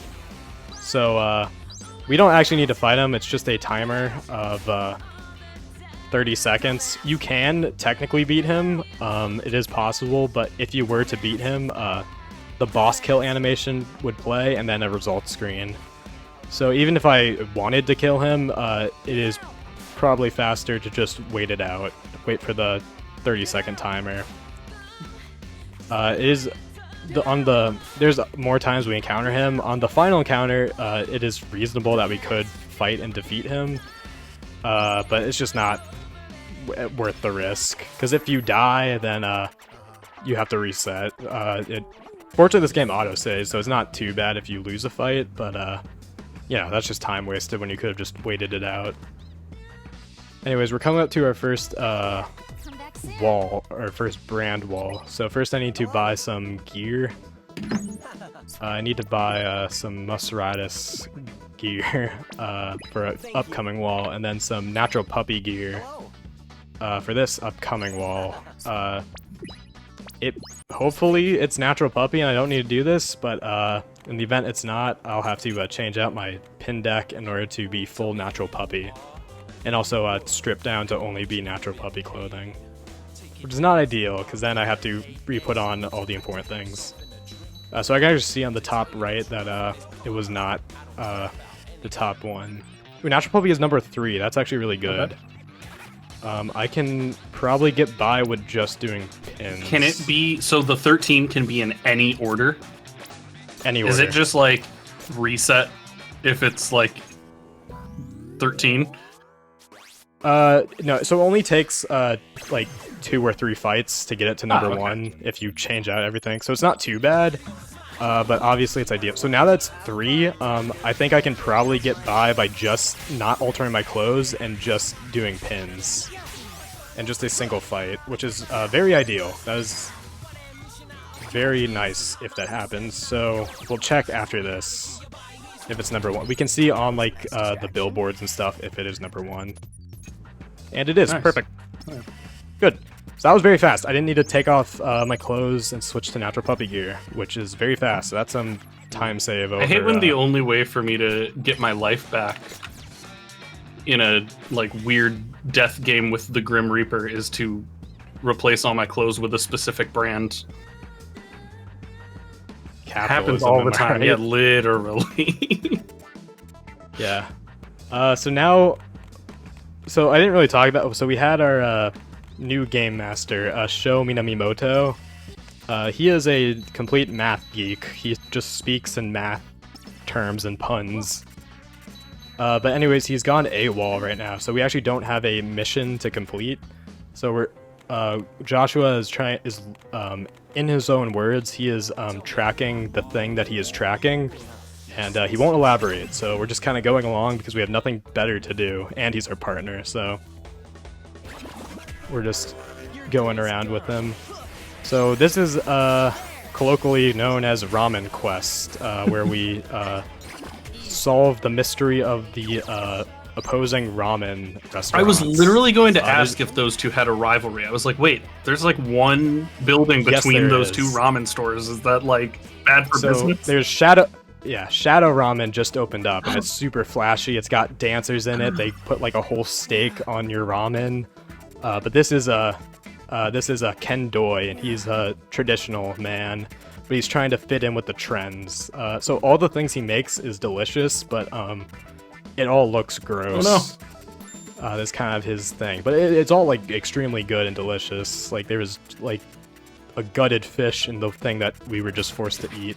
But like once you trust him and eat it, it's like the greatest thing you ever tasted. Yeah, it's good. So we need to solve the mystery as to why Shadow Ramen's doing so well, and the opposing business is threatening to buy out his restaurant, Ramen Don, so stakes are high. So we just saw a celebrity pass through called the Prince, not related to Purple Rain Prince. He's E.G. OG is his name. It's a concerning number of bones sticking out of that pot. Like, I know it's probably a stock pot, but...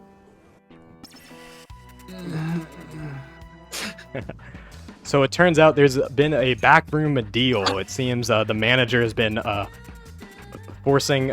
So the Prince has a blog called F Everything, where F is for fabulous. Oh, okay.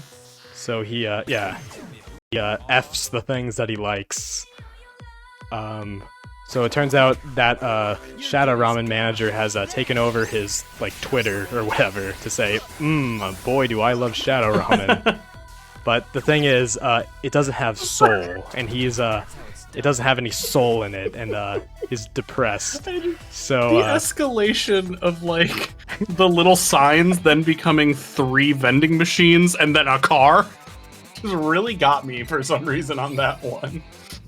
Yeah, I don't exactly know how like the real world and like things of like the cars we throw around, is that just actually happening to all these people who are around or not, but yeah. Anyways, so we get a meme to save the day, because the goal for to solve this mystery is to imprint a meme onto Ken Doi. And it turns out the solution is simple. He shouldn't be trying to change up his recipe or whatever. It's going back to the basics, and that is what the Prince really enjoys. So, Shadow Ramen is shut down for good, as the Prince has taken his blog back, and he no longer Fs Shadow Ramen. Fair. So yeah, good for him. Alright, and that is the end of day 3. Day 3 is pretty lengthy. The streets. Yeah, street.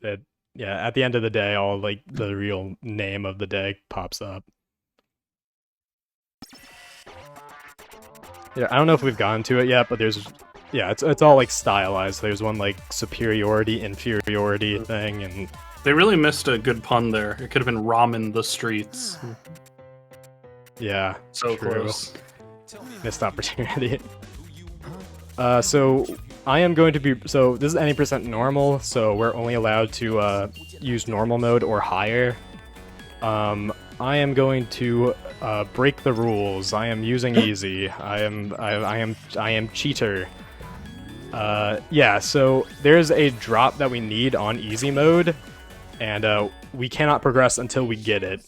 So just to keep the sanctity of like this speed run and like, you know, keep things going fast, we go to easy just for this battle. It's the only time that like the game like literally says switch to easy to get this pin. It's called Sexy Plus. That's what we You need. can only get that on easy, because sure. Yeah, no, it makes sense. I don't need to explain it to you, right? I mean, you get it. Wait, let me check my digestion real Have quick. we figured out anything more about his deal yet, or is he still mystery man? Okay, cool. Which guy? The red hooded Yeah. people? Those are all different men. Oh. They just all have the same spray. Ah, Yeah, oh, see? okay. Completely fair different. enough. They're just like the Goombas. You know, Oh, they you just... mentioned at the beginning you couldn't like read his mind, so I figured he was gonna be Yeah, like an they're important just- character later. Yeah. Oh no, they're just... They are. They're just support reapers. They're just there to give you missions. There's going to be different kinds of... There's ones in like black hoodies. They're going to be like, you know, slightly different. They'll actually fight you directly, but that will happen down That the is line. a super affordable like uniform though. You know, if you're gonna have to outfit all of your employees in matching uniform, Yeah, just like a plain hoodie of different colors. It's just good business. so these are boomers. These kangaroos, their species is boomers. So, yeah. That's apparently Australian slang to call them boomers. Well, you know. But, yeah, the more you know. But yeah, they're annoying. They can just become intangible when they jump up into the sky and then come back to knock you down. So it's very important to try and stun them as long as you can as you fight them. So I think kangaroos are terrifying already. Oh yeah, they're like Oh my god, jacked. they're terrifying. And I was like, I wonder why they're called boomers. I'll look it up. It's because of the sound they make when they run. It's like so loud and Yeah, so low. impactful. Nice distraction. It's like a repetitive That booming. does not surprise me. They are just a walking They're mass of, or a horrifying. jumping mass of muscle. Yeah. So, anyways, that was the final fight of today. We don't need to win a fight. We'll have to encounter Reaper Beat, but again, we'll just kind of stall him out like we did before. But now starts a new thing. So we still don't have an actual mission. So we meet up with that Rockstar again, and we are now on a detective mission this time. Who stole the mic? They are the band Death March, and we're looking for their mic. So it's a lot of dialogue, and a lot of things we'll skip. Fortunately, they pay us, and we are going to have a very, very big shopping spree today. Yeah, did he just give you like a we are couple going to- $100? Yeah, he just gave us 30,005 yen. He just threw in an extra 5 yen at the end there. Just a cool 5 cents just to keep Yeah, it going. just the- Thanks, bud. yeah, it's not worth taking the time to actually sell that pin. So just to explain money more now that I do have the time. So money doesn't go directly into your wallet. You'll have to sell pins and then get money in your wallet. Your wallet has a limit to how much money it can hold at once. That can be upgraded. We don't upgrade that during the run, but Anyway, it's in order to turn your yen pin, like the pin that says 10,000 yen, it sells for 10,000 yen. Shocker. You sell it, and then that gets added to your wallet. So, very nice and easy to spend the time doing the big bucks as opposed to selling our 1 yen pins and stuff. It's just not worth the time to do it. Okay, so first, we go to DB, get 2 denim blouses. We got 2, right? Yep. Then go to Maseratis, and we pick up a yellow shirt and a 3-for-1 sock pack, as one does. It's everything you need. Yeah.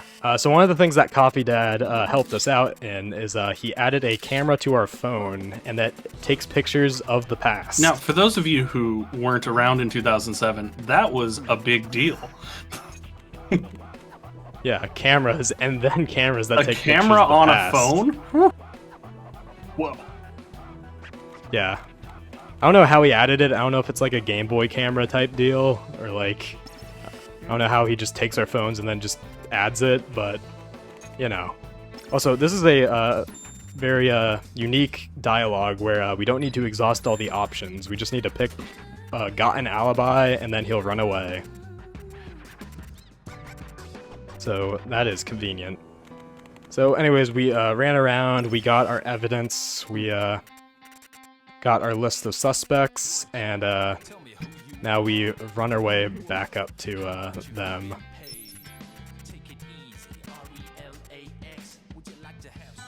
Let me make sure I got the right things. Okay.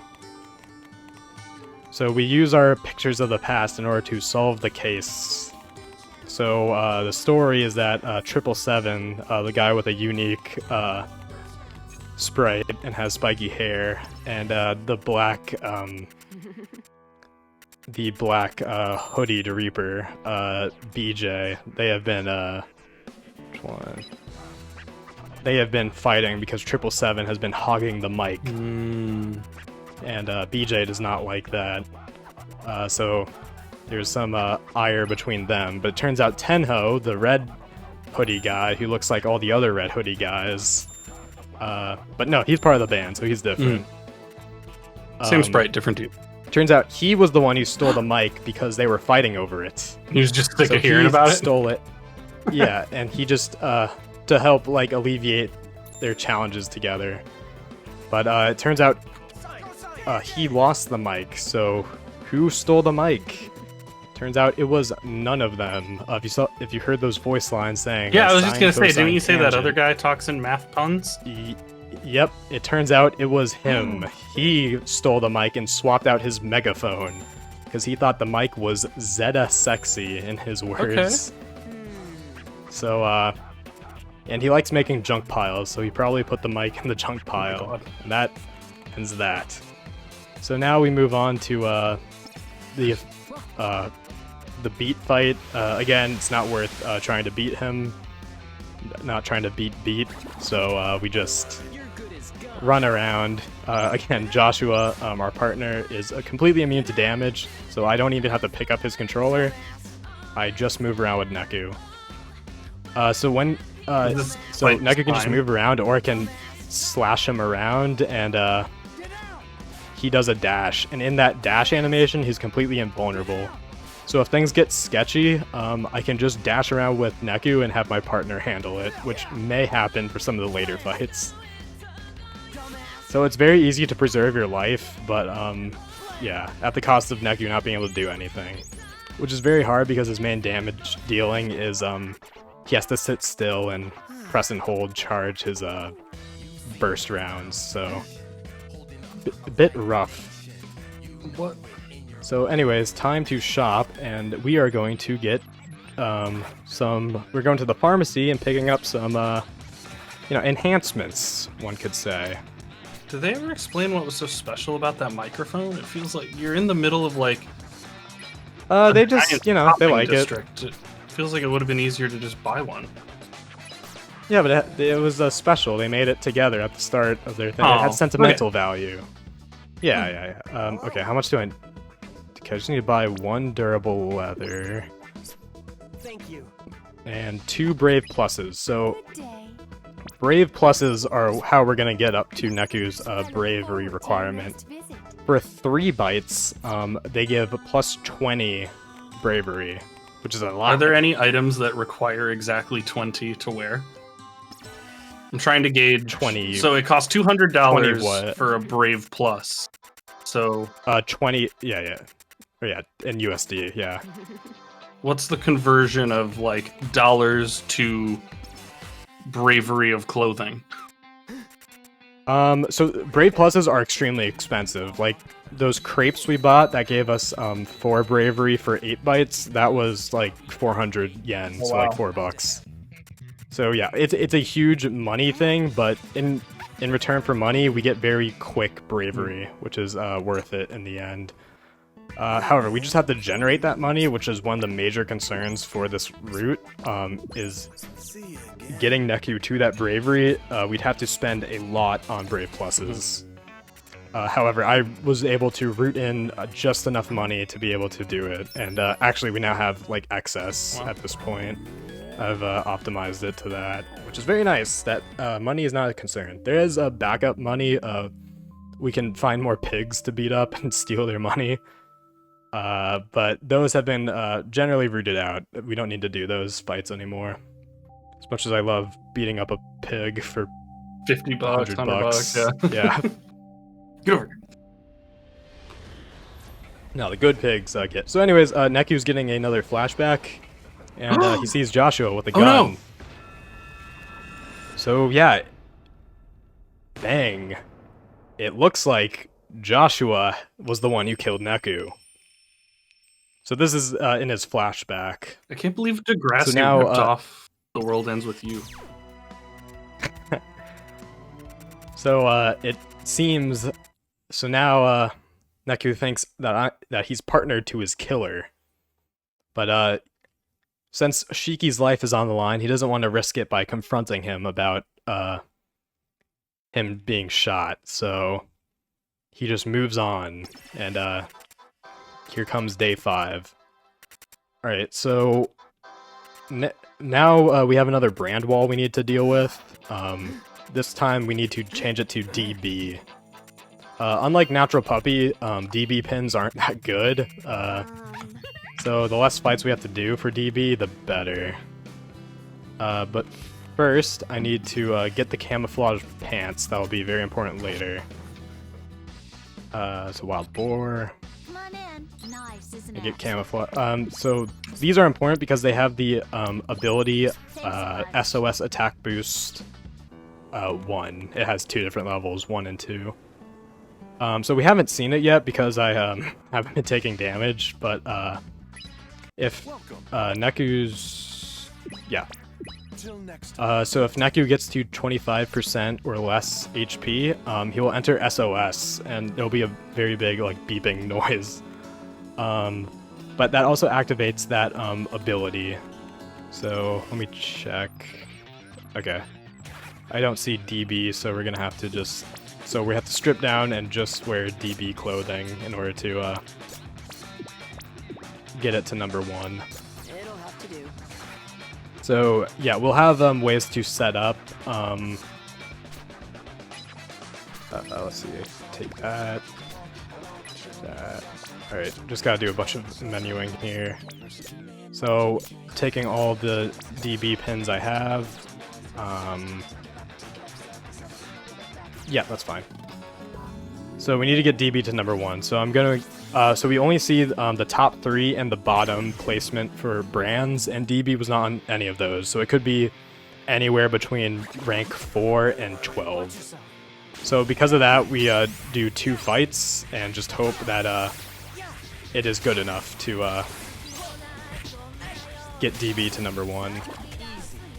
So I did keep a 1-stroke basketball pin. That is a Dragon Coacher branded pin, but it just deals a lot of damage. So it doesn't mess up too much with brand overlapping, but it just makes the fights go a lot faster because DB is not good. So yeah, kind of case in point, I can trying to hit this wolf, but it's tough. So hopefully this did it. If we see leopard print in the top of the screen, that means we did it. So let's see. Yeah, we did it. Okay, good. So, good. I can switch back to my normal clothes and continue on as planned. So, It's annoying that it seems like the brand you need to get to the top is never like. Also, Yeah, these it's have never good it. stats and are optimal for fighting. It's always like these actually suck, but gotta do it. yeah, Natural Puppy, at least, like, we do use Sweet Talk Tether, which is Natural Puppy branded, but it's just, yeah. Natural Puppy is better to enhance other pins than it is on its own.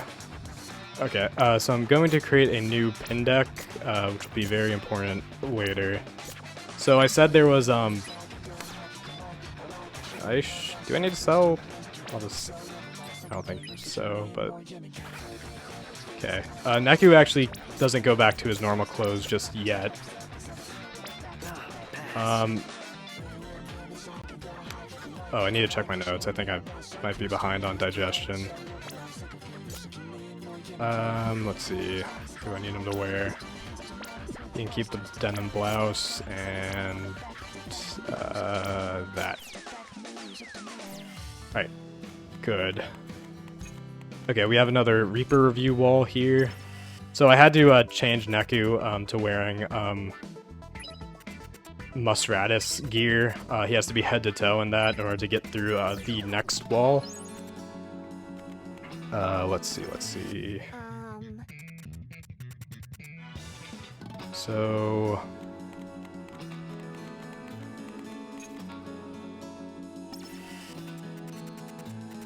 Okay, I just need to do one extra fight somewhere.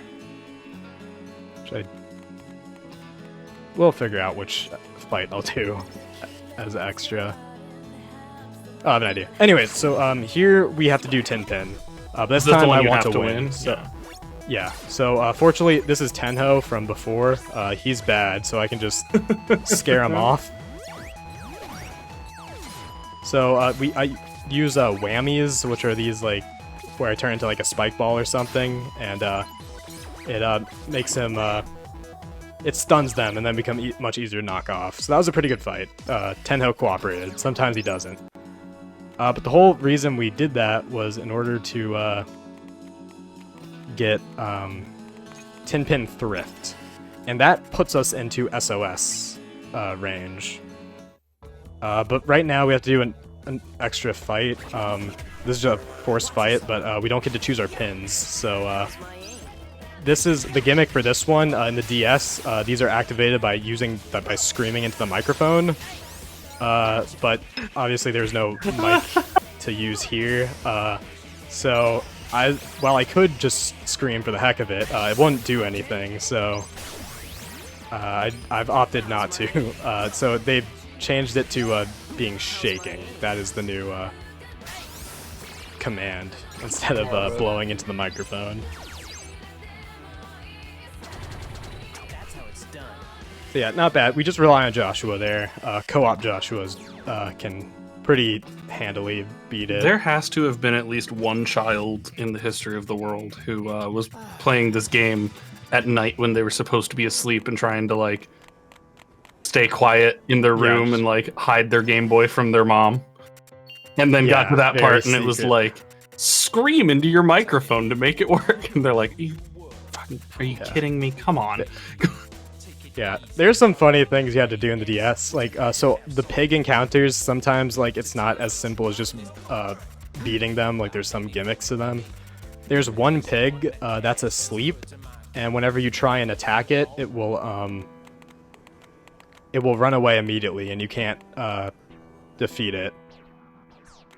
So what you're supposed to do is put the DS into sleep mode by closing it, and then open it back up, and that will kill the pig.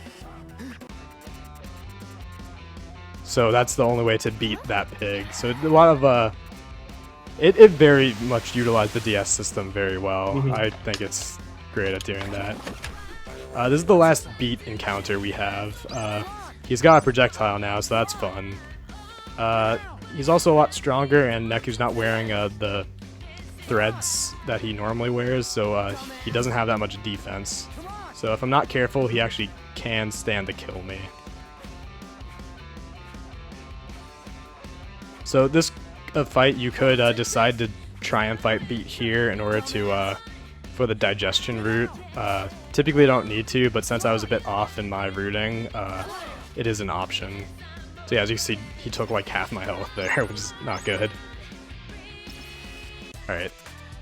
But that is that. So Beat is gone for the rest of the week. You know, forever, maybe, you know.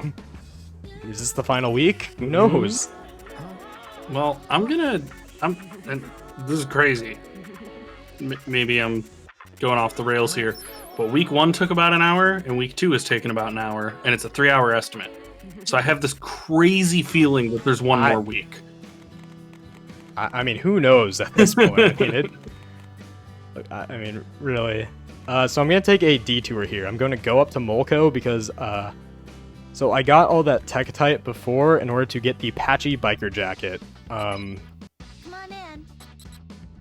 Yeah. Oh, right. I need to... Boom. Okay. Nice, isn't it? You have to... She only gives you that jacket if you're friends enough with her, and you become friends with her by buying stuff. So... You're a regular okay, now customer, so you get the cool stuff. Exactly, That's yeah. Need that and that. Okay. Okay, that's all set up. Okay.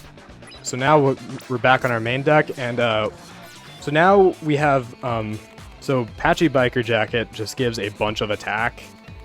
So it's a 21 attack increase, which is very drastic for this game's numbers. And we also have the Camouflage Pants, so that gives us SOS attack boost, a 20% damage buff when we're at critical HP. And we have Tinpin Thrift, which puts us at critical HP at the... so it puts us at SOS, but it increases our EXP gain and attack whenever we're at low health. So we are very strong now. And this is kind of the whole idea.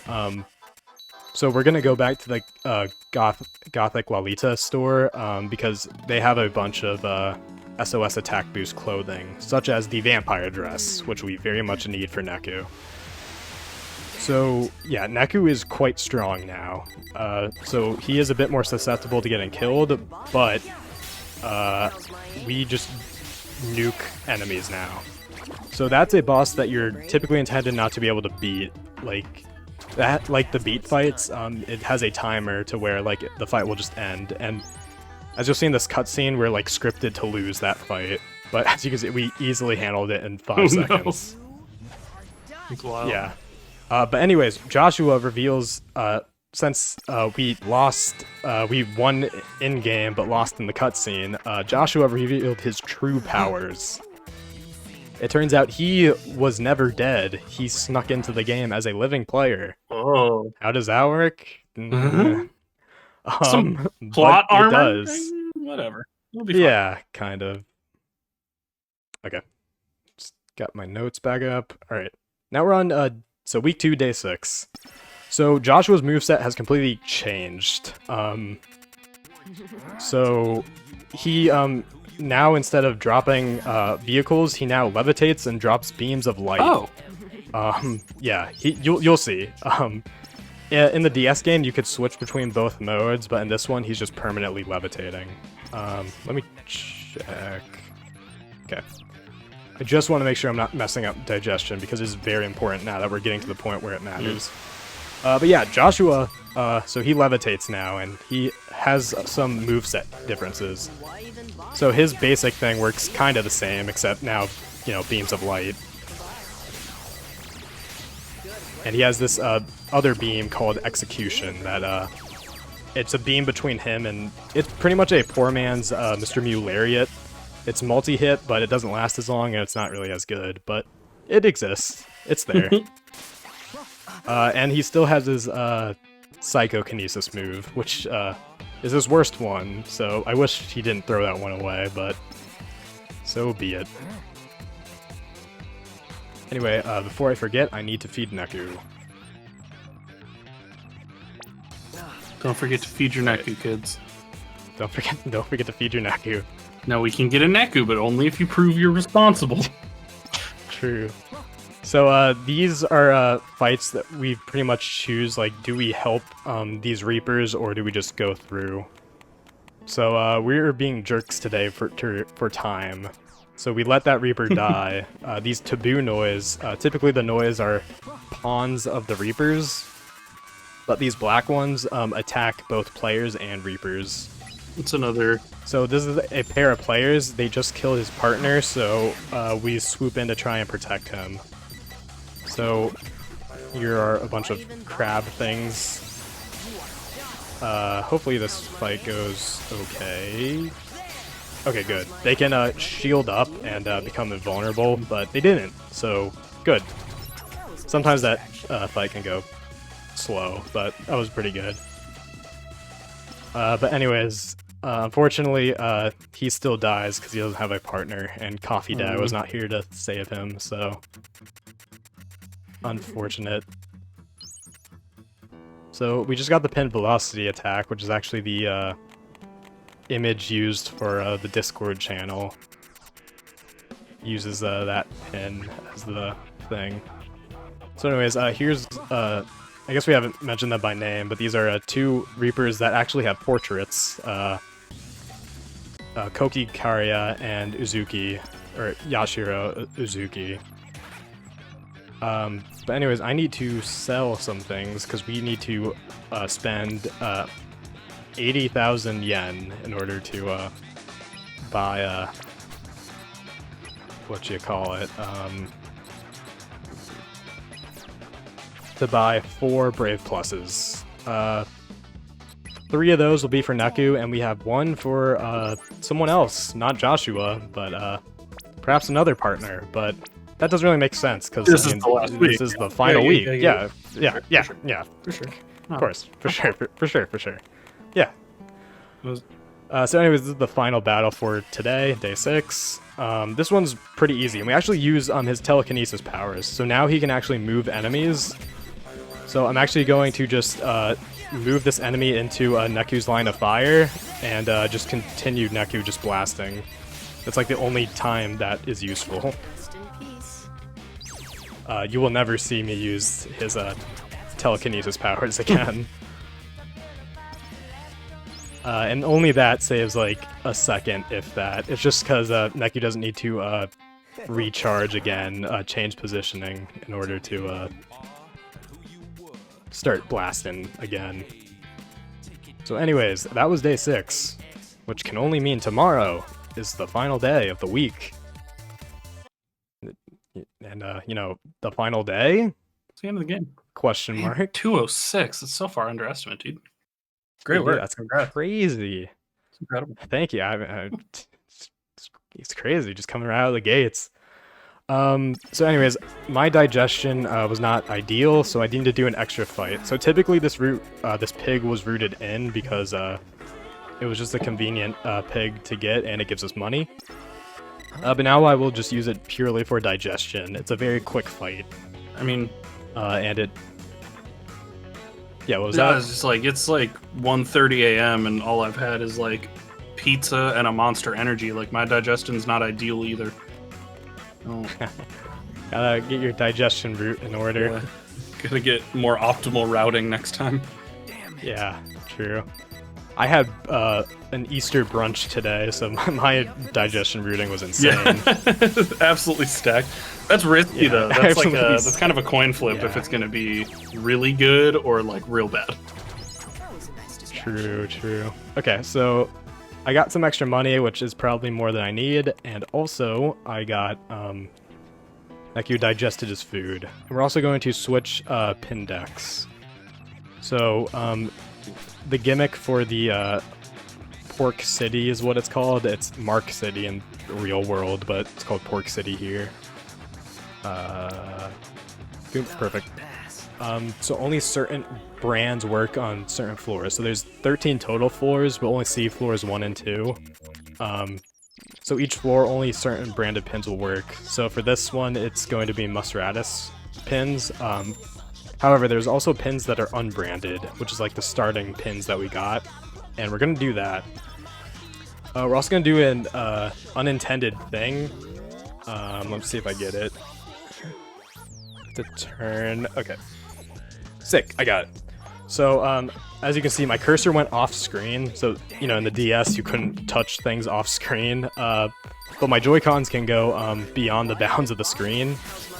So, I can get all 3 noise symbols at once, as opposed to having to do 2 chain and then 1 chain. So it condenses all of it into a single result screen. However, I had to go blind with that, so I have a setup where I like line up with Neku's elbow, and then I like turn my entire body in order to keep my positioning. Bit weird, but it works. So we take those.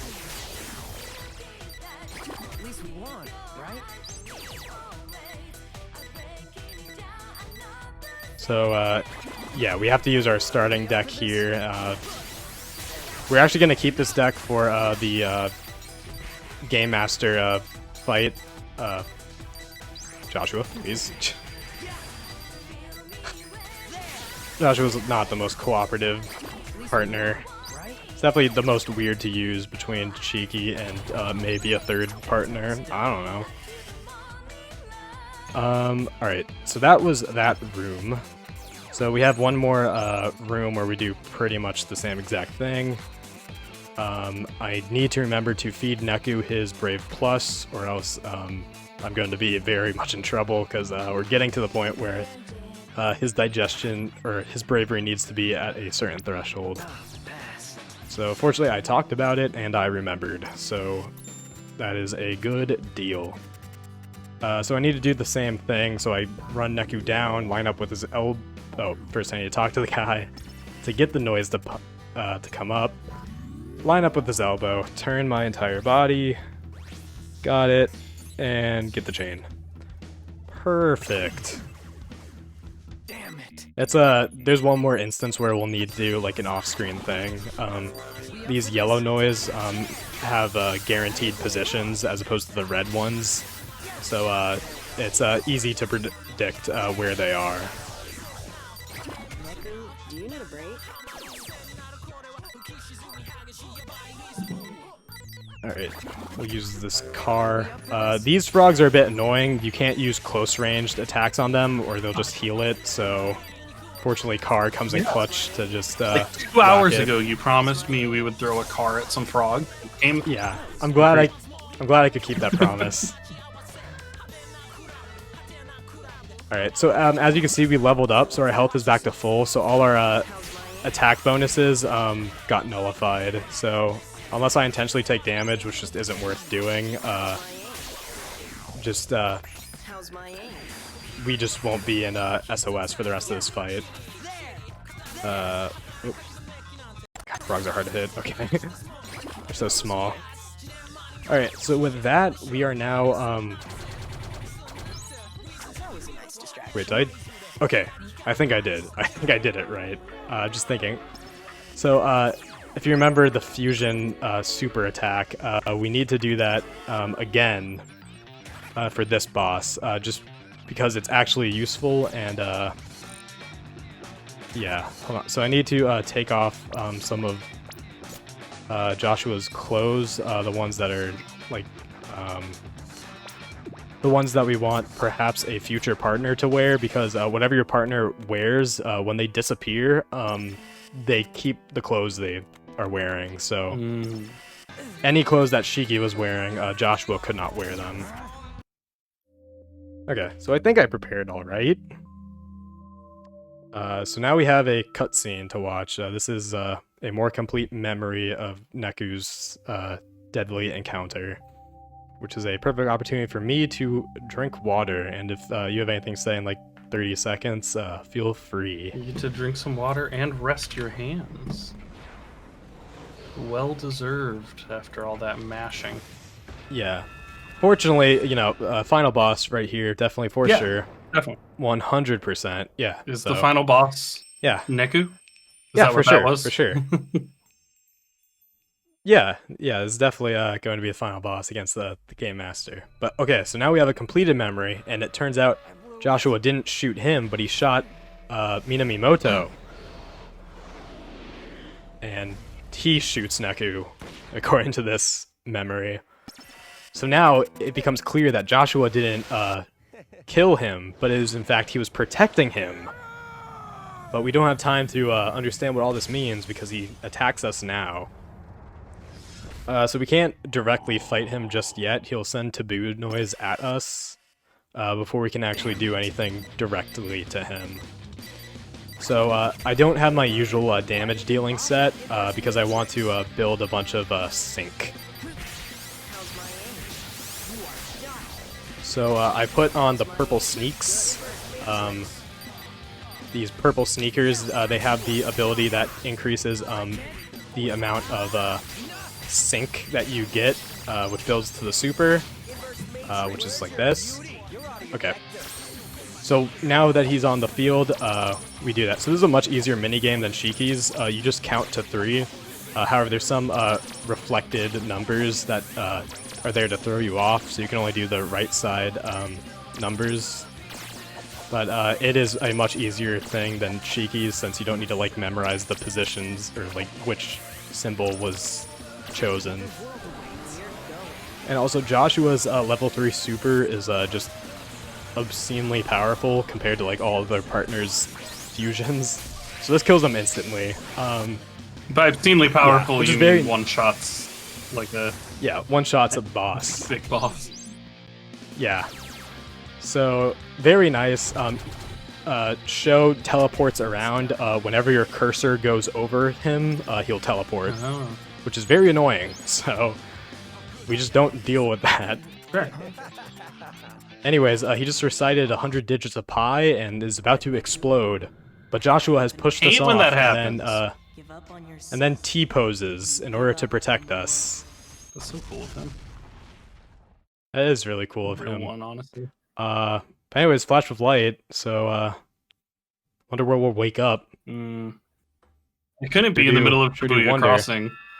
No, it couldn't be. It couldn't Never. be him face down in the middle of the crossing while people walking past him.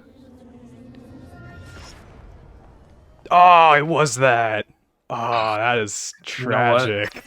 I can't believe So yeah, we both this guessed wrong. this is week 3, and this is no joke the final week. This is lit. I'm not pulling your chain no more. So again, same rules apply. Neku can't fight anything without a partner. He needs a partner.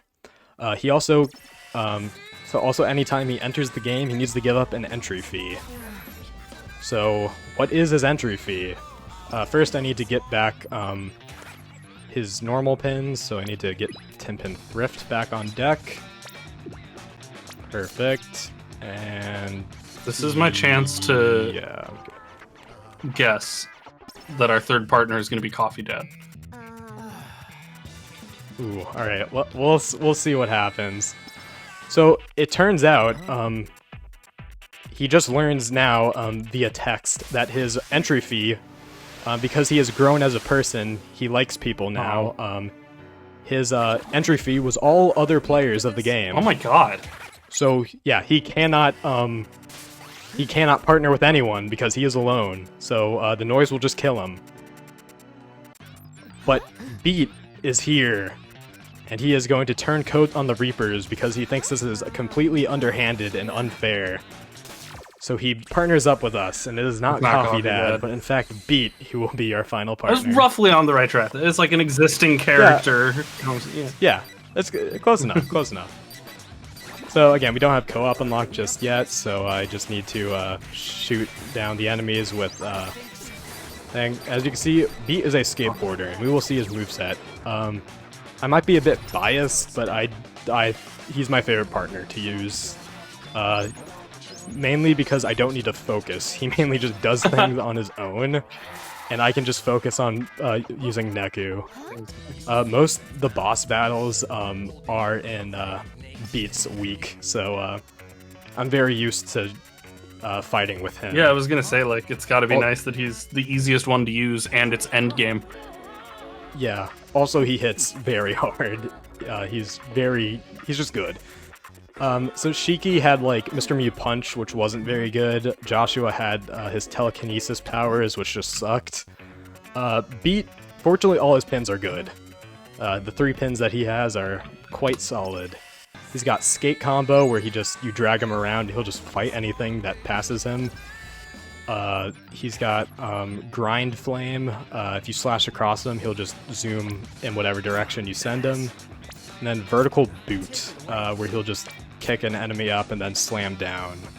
So he's very strong and stuff. But although he's strong, he is quite wimpy. He has no bravery. So if you remember, Shiki starts with 110, Neku starts with 15, Beat starts with 5. Oh.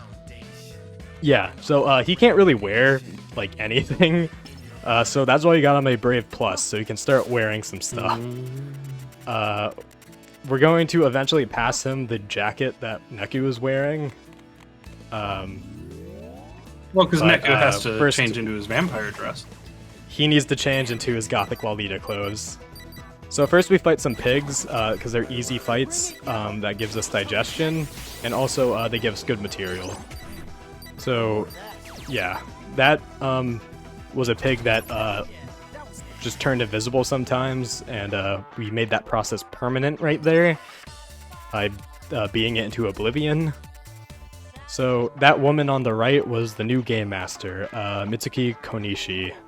And she's not happy that Beat defected, because she thought the game would end right there and then. Damn it.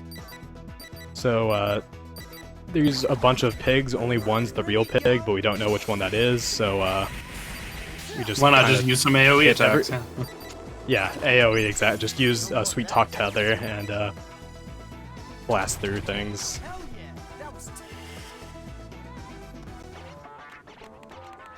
So yeah, those were 2 fights. So those were 2 of the 3 bites that needed to be digested for the Brave Pluses. This upcoming fight doesn't count because it's a tutorial fight. So you can only digest things if there's a result screen. So this doesn't count towards digestion, but we have to do it. This again is another introduction to like his super move, and ideally we won't ever see it if things all work out. Yeah, so that's Crying Flame, where you just slash across him, he goes. Vertical Boot only works when he's targeting an enemy. He'll get more combos later in day 3, but yeah. So he's not the best right now, but he's still quite capable. So with that, we made it to 10-4, which was the mission for the today. And that is the end of day 1. So yeah, that's Konishi, otherwise known as the Iron Maiden. That's her moniker. Okay, and this upcoming so as you can see, as opposed to day 2, it says 6 days left. So now that's how you know it really is the final week. And I'm not even joking this time. So as you can see, Beat has like this little squirrel thing on his shoulder. So yeah, she takes it and kind of gives it a little squeeze. Yeah. So she turns it into a pin, and that becomes, because that was a noise, and so that now has become his entry fee for the game. So we get our mission for the rest of the week, which is hide and seek, just find her. So we spend the rest of the week doing that, but it won't be very simple. So first of all, I gotta sell some things. Make sure I buy the right things. 2 very important things. Okay, hard. Okay, perfect. Okay, so first, I'm not going to forget to get the 6th pin slot, because I always do that. So, good.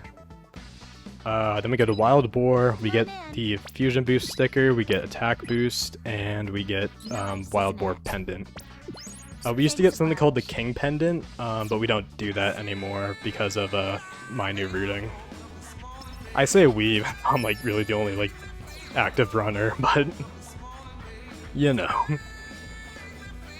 Alright, so anyways, I switched to hard mode because we now fight Reapers, and their hard mode drop is $100, so Sure. we like it. Okay, that guy went off screen, so I don't... Okay, I beat him. So as you can see, I leveled up, and Neku's damage wasn't too great. Okay, so now... So Neku's been pretty strong thus far, but he will now become nuclear. So I need to buy stuff at a in a very particular order. It's because of like you have to like spend the right amount of money to become friends with the shopkeep. In this case, it's Princess K. That's her name. So it's very important that I buy it in a very particular order because you can only get to the next level with a certain threshold. So like if the next threshold is 5,000 yen and you spend 20,000 yen, it will only go up one level and just cap off there. So I have to be very economical with my how much I buy at once. Alright, switch back to normal. I need to get to 80k. Perfect. Yeah, money used to be very tight, but fortunately that is no longer the case. Become very clear now. I'm gonna put in Octo Squeeze, which will be important later. Well, in the next fight, but okay. Good day. Let me get the notes up. Okay. Lace bonnet, vampire dress, blonde wig, bonnet, Thank you very mini much. hat, bonnet, bonnet, mini hat, bonnet, mini hat, vampire dress, ribbon bonnet, Is this another one of goth those? bondage coat. Yeah, like can you only get the coat if you've bought enough other stuff? Thank you very much. So you're Yeah. buying. And then the main reason is also to get the ability. The ability doesn't unlock unless you're friends enough with the shopkeeper, which is another factor. Okay, so now Neku wears the ribbon mini hat, the goth bondage coat, and the vampire dress. And he is good to go. A pair of camouflage pants. And a pair of camouflage pants. Who could forget? Right, Beatwear San Francisco. He needs camo pants, boom, and that. Wow. So he doesn't have enough bravery to wear the... kill. Yeah. He needs to eat an ice cream in order to get the, wear the patchy biker jacket, but that will be in 5 fights, so not too shabby. It's a pretty standard initiation for a biker gang. Yeah, so Neku is, he's good. He doesn't need to eat anymore, he doesn't need to wear anything else. He is set. The last piece of the puzzle is beat. So this is an annoying fight. If you remember me talking about bats and how they suck, that's still true. So what I do now is use this move to corral them all up together. Unfortunately I missed, but okay. I missed the first shot, but they were all like in a black hole together, and I was able to shoot them down very quickly. Relatively, as opposed to if I was shooting them down individually. So, very nice. So we didn't really get to see it then, but we'll see in this upcoming boss fight that Neku is very strong. So it's very similar to in Shiki's week, where it's the same boss where we need to turn on the lights in order to advance. So once we look at that, we will be ambushed. So same deal, we need to get beat up in order to turn on the lights. So we get him up there, and he does a backflip on his skateboard in order to clear the lights. Move Neku in position and start blasting. Anyways, I started And blasting. dead.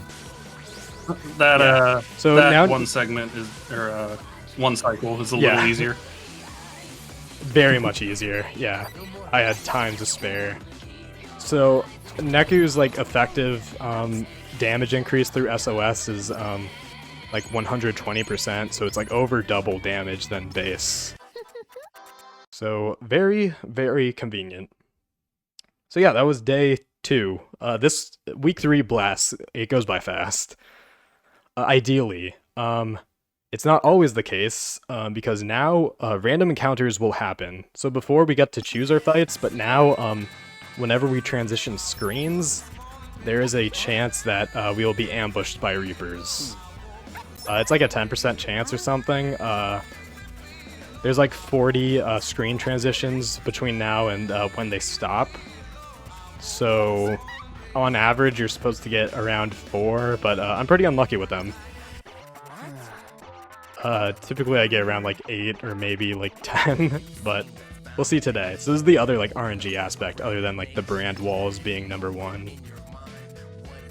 So yeah. Anyway, today Uzuki had a mission for us while we are trying to find Konishi, and we couldn't hear what she said because Beat sneezed. So we're trying to figure out what we need to do, so we just kind of roam around. And that's so that's our first RNG encounter. So since they're RNG Reapers, I call them RNGeepers. And yeah, they're despite the cute name I give them, annoying. Don't like to see them. So that's 1. That's how it's done. So yeah. Oh, I'm just reading chat. I guess the game name was still Metroid Dread the Oops. entire time. Oh, it's fine. Wow. It's- Unbelievable. Well, now we're on the final week, so you know, now it really starts, you know? Honestly, those first 2 weeks were like Metroid Dread, you know? Basically. Basically. Yeah, it's like- So, here we kind of have a choice, so Beat thinks we need to play the Ouija board for this guy, but we can let him decide this one for himself, which is just slightly faster. It's a bit more dialogue, but we don't need to do the Ouija board thing, so it's all good.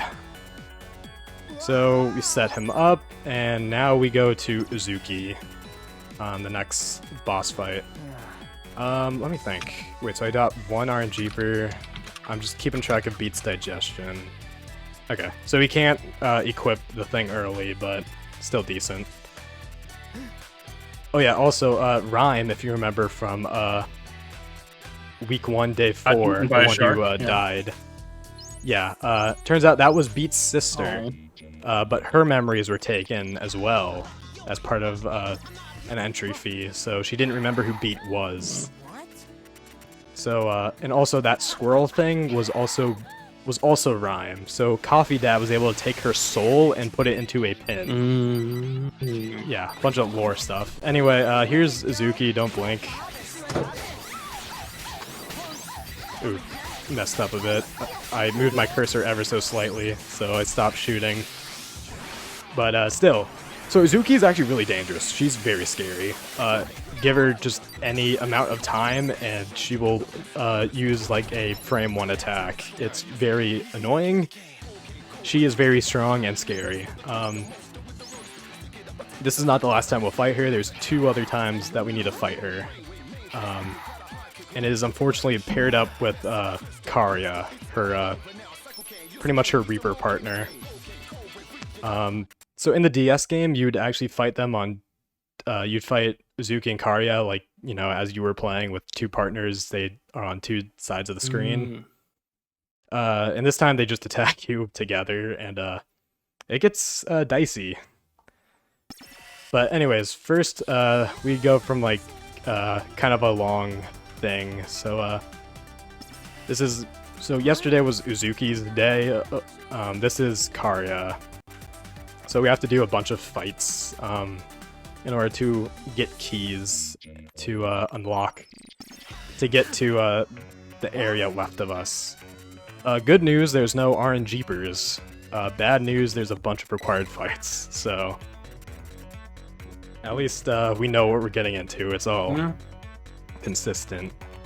So, I don't need to change anything yet.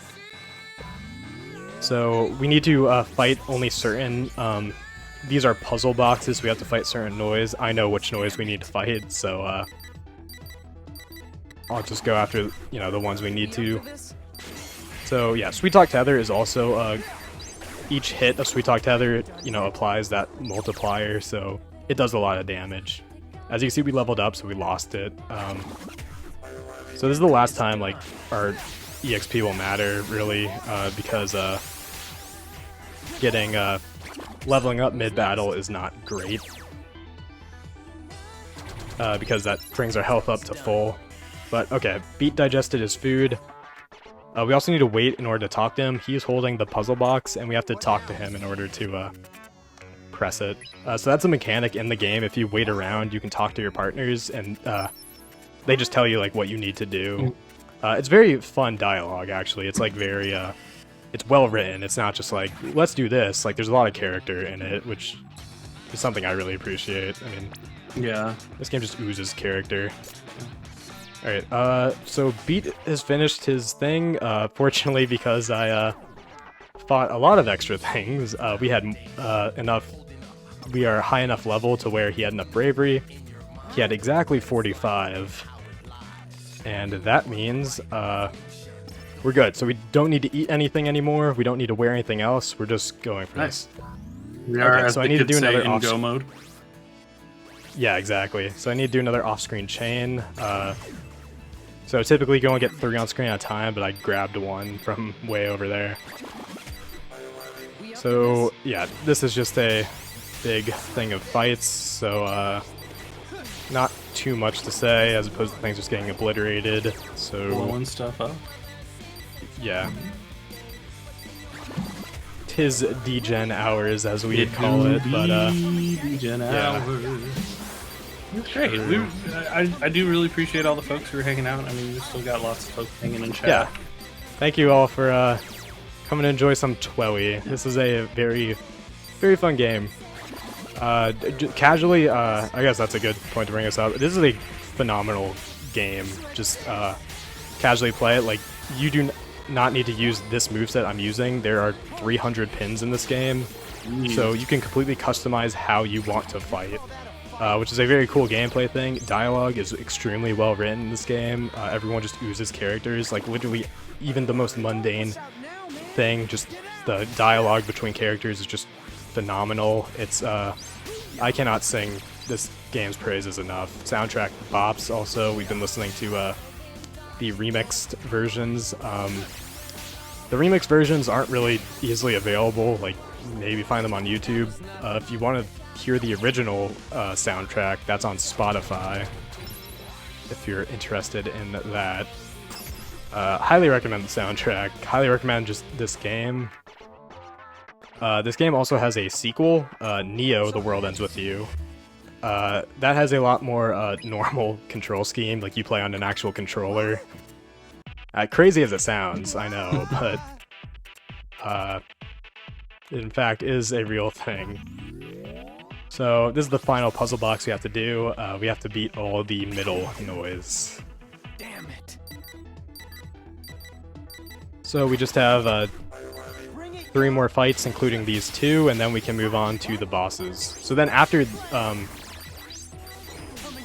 oh, I remember what I forgot to do. So yeah, we're going to have to say goodbye to Poison Bones. So this has been on our deck since week 1, day 4. But it is no longer, it's actually going to be a detriment, because it actually affects boss AI, because for some bosses, and that's not good. I don't want it affecting the boss's AI, because it like does like an invisible hit on enemies. That's how it applies the debuff.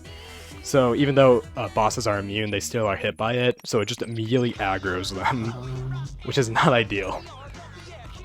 I'll switch over now. I typically don't really care what I do. Casual Pendulum's Thank you fine. for your service, little pin. Thank you for your service. Honestly, yeah, it's been great. It's a great pin.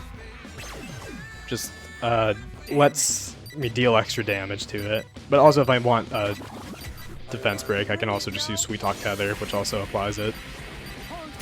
But yeah. So that was the last required normal fight. Of course, RNGpers still exist, so I may still be roped into a normal encounter, but ideally, we don't get any more, and it's just boss battles. Alright.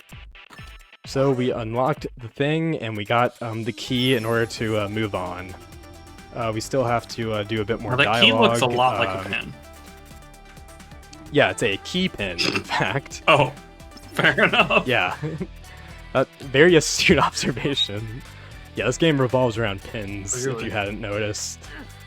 Yeah, so that's I forget what, it might be a level 5 pin, or key pin, I think. Yeah, how do they come up with the pin names? It's beyond me.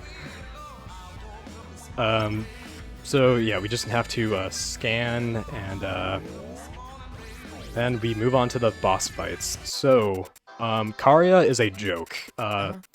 If you remember how we just dealt with Izuki, just same deal.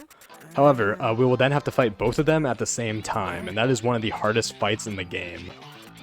So, how they work when they're doubled is, it starts with Izuki, then once they get to 2/3 of their health, then it switches to Karya, and then on the final third of their health, they will attack you both at the same time, which is very bad because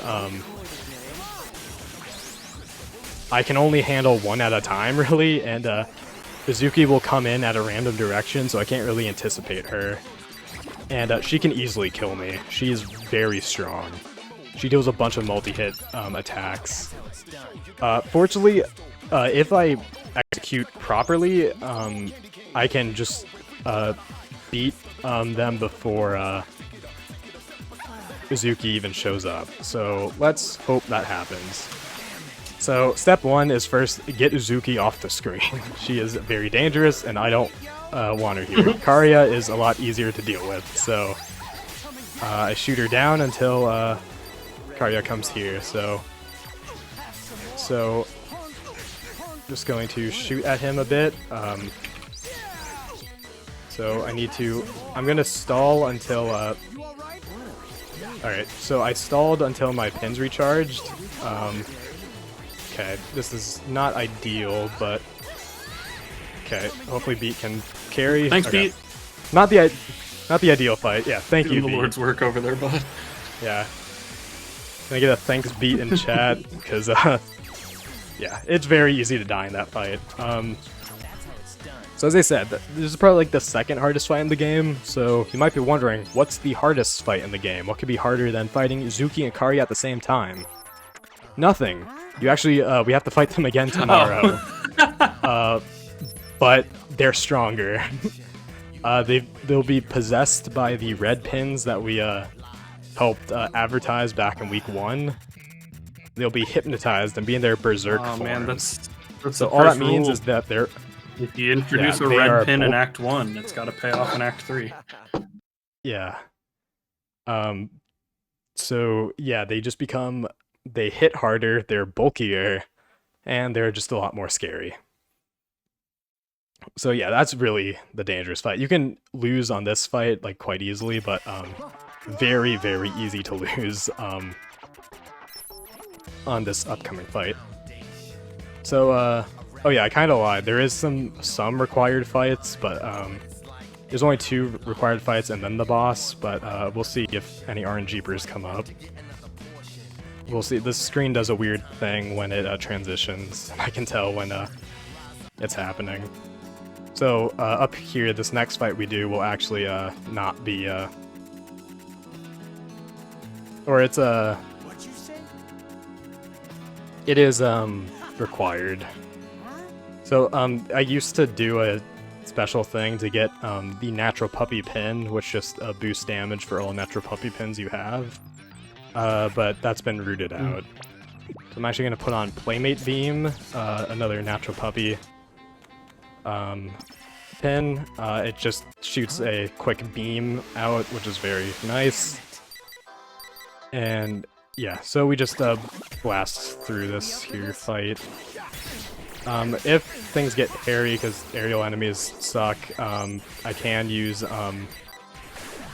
the black hole move, but fortunately they were cooperative. So nice. Just That's how it's done. very cool. Very, very cool. It is extremely cool. So, yeah, I think, trying to think. So I think the world record by me, I think that was 8 RNGpers.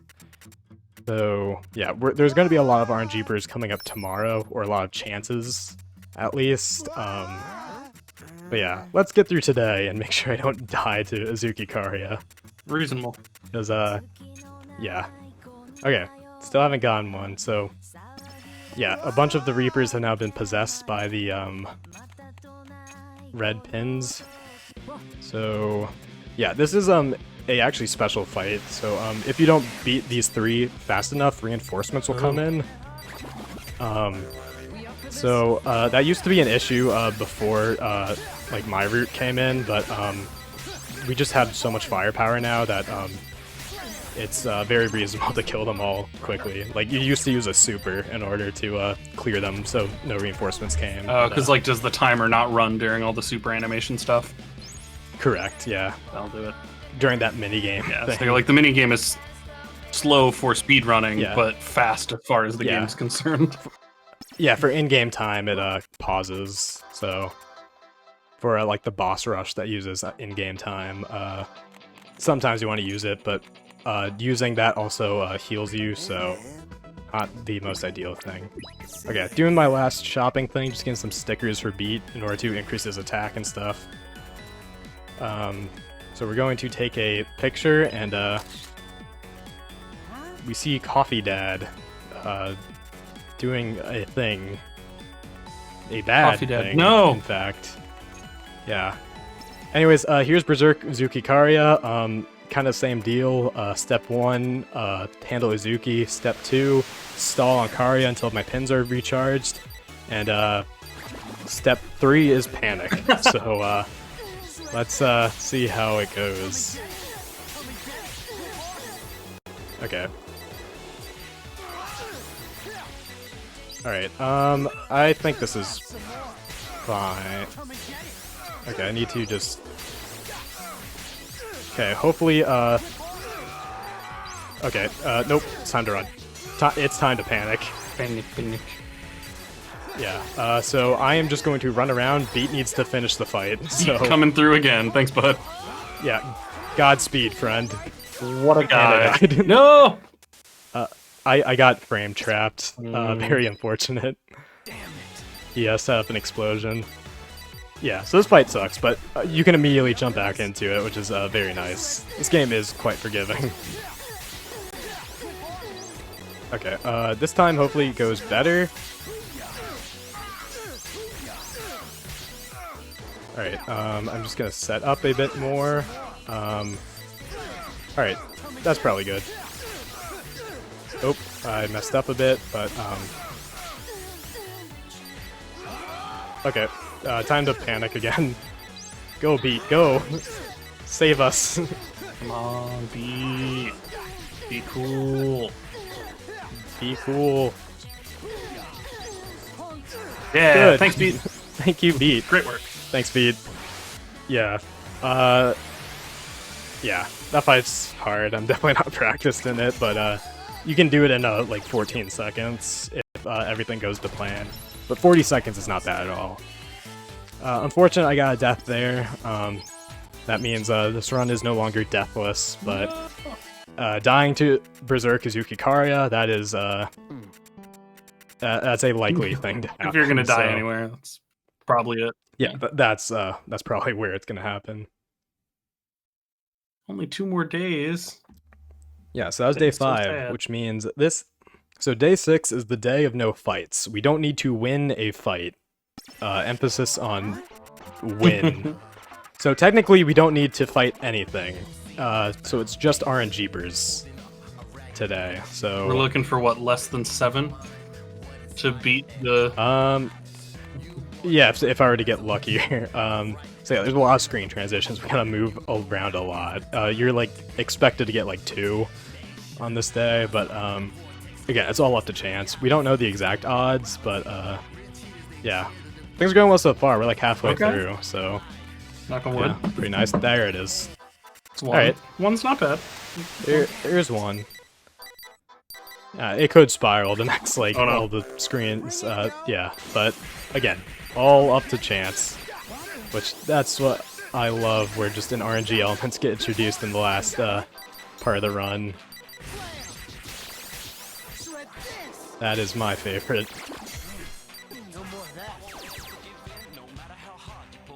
So yeah, a lot of luck comes into play in like the mid game and then end game especially. So it is very much like you should always like continue your run. Like once you get past the first week, just continue and see how it goes. Because you could just get extremely lucky. Not all the time, just like that. There's this another orange cheaper. So there's two. Alright, this is a pretty easy formation. They're all lined up. I can just sweet talk Tether and then fortunately leveled up, so lost my strength bonus, but that is alright. Alright, so there's my expected 2. We'll see if we go over odds. So that's 3 RNGpers total. Said you have 8 in record. I believe so. Third. Or I think. You just had a really Yeah. good run with really bad RNG. Yeah, that's typically how it goes. I mean, sometimes I get up to like 12, which is like bad. I'm typically not lucky with it. Other people, I don't believe we've had a run that has a 0 over the course of this game and the DS one. But I think like someone has gotten like just one encounter before. I think the worst may have been me with 14. I don't. Jeez. Yeah. It can get bad. Here's the 3rd for today, 4th total. So 4 is what you're supposed to average, apparently. So, we'll see.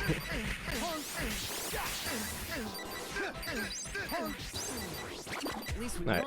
Yeah, so these fights aren't like too bad, like that was like 6 seconds.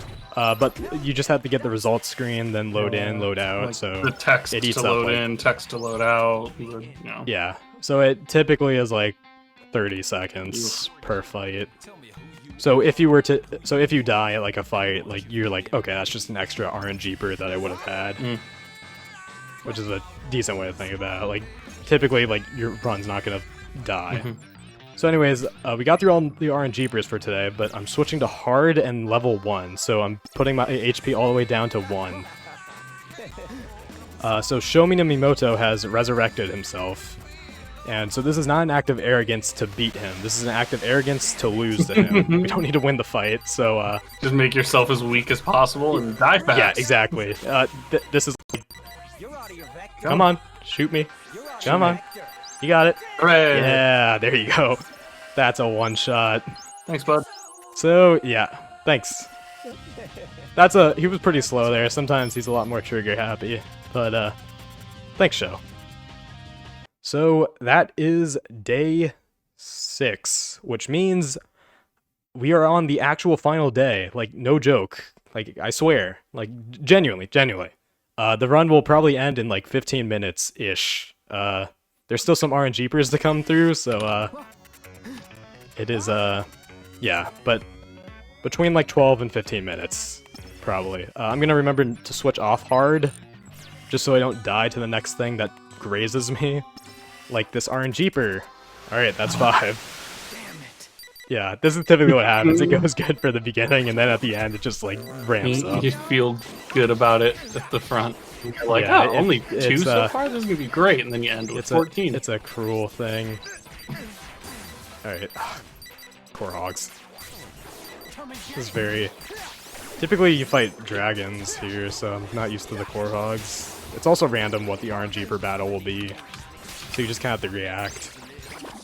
You can actually just lose the fight and then respawn like back at your last autosave, which is like just wherever you were. However, you then have to go through the odds again of getting RNG-pered again, so you could just be stuck in a loop. So you could do death strats, but I don't anymore. I used to think like, oh, death strats all the way, but then I kept getting looped by the same entrance, so don't do that anymore. But anyway, once we get past this section, we are gone with RNGpers. No more RNGpers appear. And we made it. Hooray. So that's 5 total. That is not bad. One more than average. Yeah, that's pretty good. Good for me, anyway. My averages are like way higher.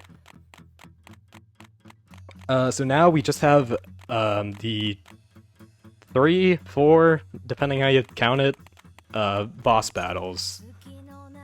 Yeah, I'm set. Okay.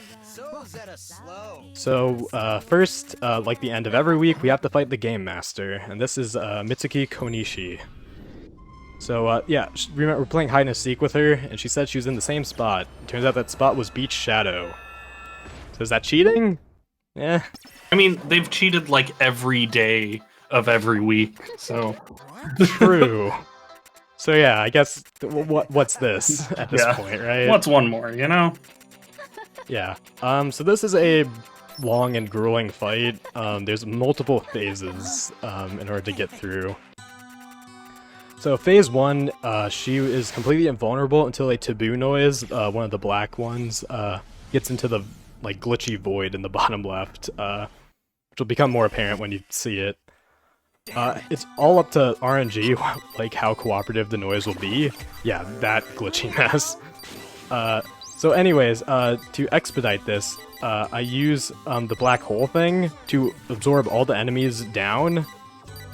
So then they're right next to the vortex as they're getting zapped in. So that's a very consistent way to do it, as opposed to just waiting for the noise to cooperate. So now we're just falling in the sky. So we shoot her down, and now she will steal our pins. So Neku can't fight, but Beat, being the co-op partner, he can do whatever he wants. So he just wails on her. Pops her. Yeah. Yeah. So we got Rhyme back, that pin. So we reveal her with Rhyme, and then Beat goes and finishes it off. And that's the fight. So yeah, not too bad. Especially phase 1 was like the most like optimized thing with using the black hole thing, which is kind of why I kept it on the pin deck, even though like it wasn't useful for like, it was only useful for like 2 fights, but it does save time. And we have all the offense we need with 1 stroke vast wealth and Sweet Talk Tether, so we are good. We didn't need another combat pin. Before, that would actually be used for like health restoration. There is pins you can use to like heal yourself, but generally you don't need it, or I don't need it rather. I mean, the only boss that gave me trouble was Uzuki and Karya, but we are coming up to the 3rd most difficult fight, which is Kitaniji. That is the guy in sunglasses. Also, so we won the game technically, so Shiki's here. She's back. Woo. Yeah. So great, I guess. So anyway, Sho Minamimoto has charged ahead to try and beat the compose. There's a lot of lore, I won't explain it all. But anyway, he got crushed, and so he's dead. And so we do the most appropriate thing and steal his hat. So his hat is actually a really good piece of clothing. It actually has a good stats, but we don't need to do it. Neku's good enough with what he has on. He actually loses out on like just a bit of damage if he wears it, but yeah. Oh, you it's can not tell worth this dude's a trying to big bad because pick. his floor is an aquarium. Yeah, yeah. That's how you know he's Exactly. got fuck you money. Yeah. So he has controlled Shiki, so now she's in berserk mode. So Shiki is now his partner. Oh my god, be cool, dude. But so yeah, unfortunately, if Shiki if he sends Shiki in to attack us, she is completely invulnerable. And that is just like like a co-op partner that's invulnerable, that's just that's stupid. I would cheating. never do that to my That's enemy. cheap. I would never do that to my enemy. That is just gross. Anyway, he was very cooperative. He just sat in the Thanks, bud. corner. One of the things he could do is stop time. where he literally stops time, which is annoying, because he just like dances on us while he just the default dances or whatever, and then just wastes like 10 seconds.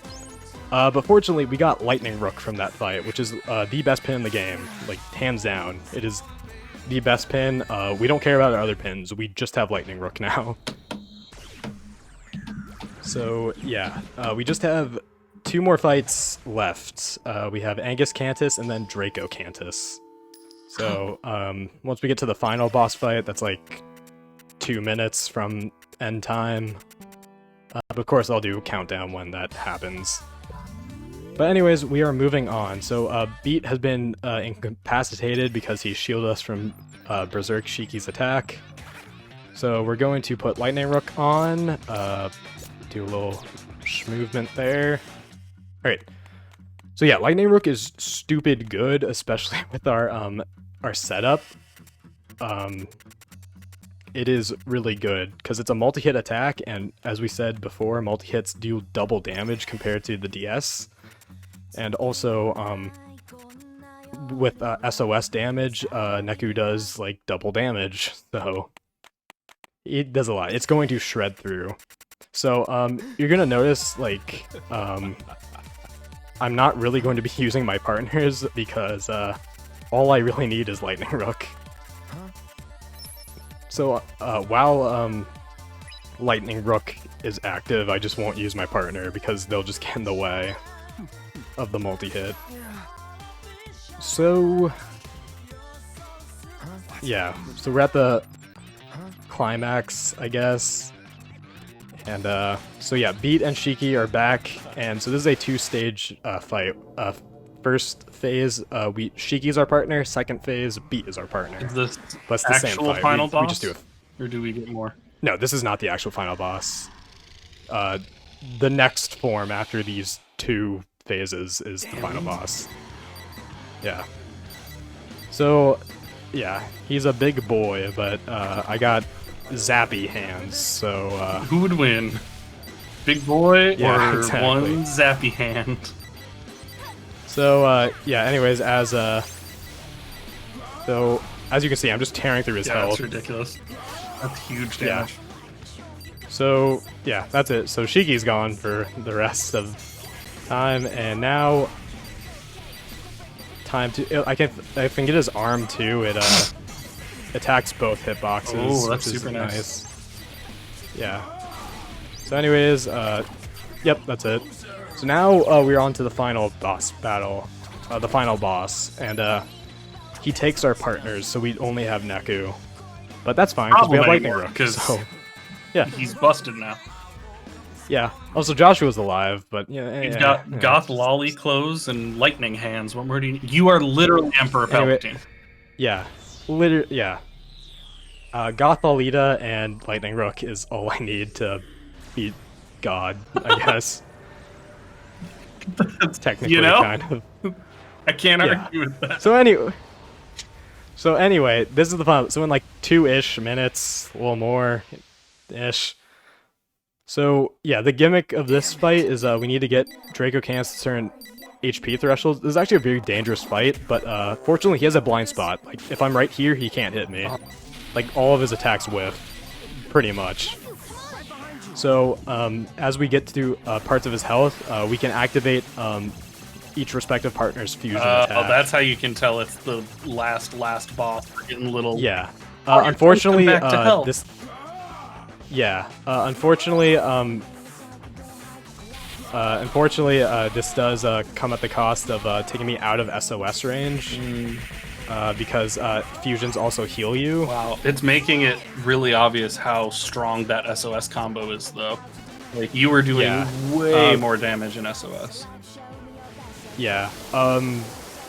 So we do this anyway because if we don't use the fusion, we have to just like wait until we fail. Oh, talking about failing, I got orbed. I got hit by an orange thing and now I'm absorbed. So anyway, so I have to escape this, which isn't too much of an issue if my inputs work. Okay, I just had to avoid Swords of Revealing Light real quick. Anyway, so anyways, back to this. Again, I'm like pretty much in total safety in this blind spot. And so Joshua's the final partner we have a fusion for. So now it's just up to Neku to finish Did you it find off. that blind spot? No, this is just everyone knew Oh, about it it. was just sort of well As documented. a kid, already. this was a very hard fight. Yeah, no, this is a pretty well known. Okay, I'm gonna dodge this orange orb so I skip the cutscene. Okay, so as you can see on the left, once that boss HP bar hits 0, it's going to go into another thing where a button will come up. And once I press that button, that'll be time. So I'll give like a 3, 2, 1 time countdown when that happens. But first we gotta see this cutscene. And once he does Swords of Reeling Light, I can get through and get through. So once the boss HP guard goes down, there's like it will be close. Okay, so 3, 2, 1, time, and that's it.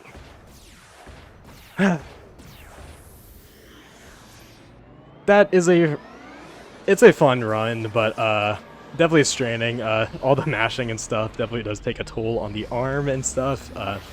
I do have like the physical constitution and like mashing ability to like do it where it's not like too bad or unhealthy, but it is a bad physical barrier. So yeah, we have turbo categories. Should you would like to do this? Of course, if you also want to be like me and enjoy mashing, then feel free. But yeah, it's rough. So not the most recommended thing, It's done. but Sure. yeah. Anyway, here's Mr. Mew if you Hi, know him from Mr. Shiki. Mew. Dude, so Mr. Mew's back. I have a plushie of him, and he's great. That is a super fun run, though. I can see yeah, the no, mashing I- would be a little exhausting, but Mhm. no, it's Yeah, Cool I've run. grown accustomed to it, but it is quite decent. I think I did a good for not touching this game since for GDQ. sure. I think pretty Yeah, it good. was, Do you know what my time was? it was just under you have eyes on that? 3:05. Timer didn't Oh, nice. timer didn't stop, but I was watching to Okay. get as close as I could. And it was like just under 3:05. That's not too bad. So yeah, that's pretty much all I got. There's just a bunch of like cutscenes and stuff after, and don't want to spoil the story. Highly recommend this game casually, and also the speedrun. It's very neat. It's unorthodox, but it's a very fun route to do and execute. But yeah, that is all for me. Where can so- we find you? How do we find you on Twitch? Because I don't know if the Yeah. asterisk comes up in URLs correctly. Yeah, it does not, unfortunately. You have to spell out asterisk, so it's Kuro and then spell out asterisk to find me on Twitch. It's the same username for YouTube because they now do username things where you can do at Kuro asterisk. So find me there. I do a lot of good content there, very high quality stuff. And yeah, also a Twitter I don't use, same Kuro asterisk. So yeah.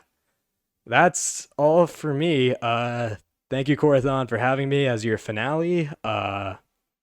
Trans rights. Yeah, thank you so much for running and helping out and letting me hang out with you in our DGen hours of the marathon. I appreciate Yeah, it. thank you for helping me with DGen Oh, it hours. was a ton of fun. This is it was a fun time. Yeah.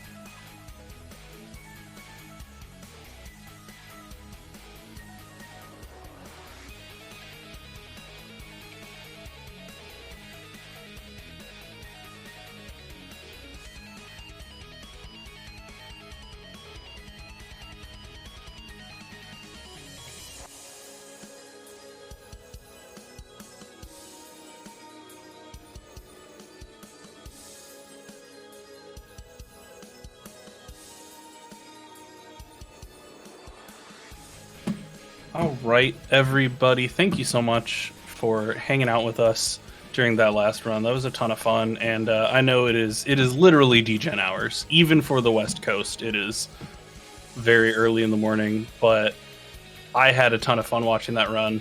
I've had a ton of fun this whole weekend, and just want to take a sec before we raid over to someone to just acknowledge everybody who helped out.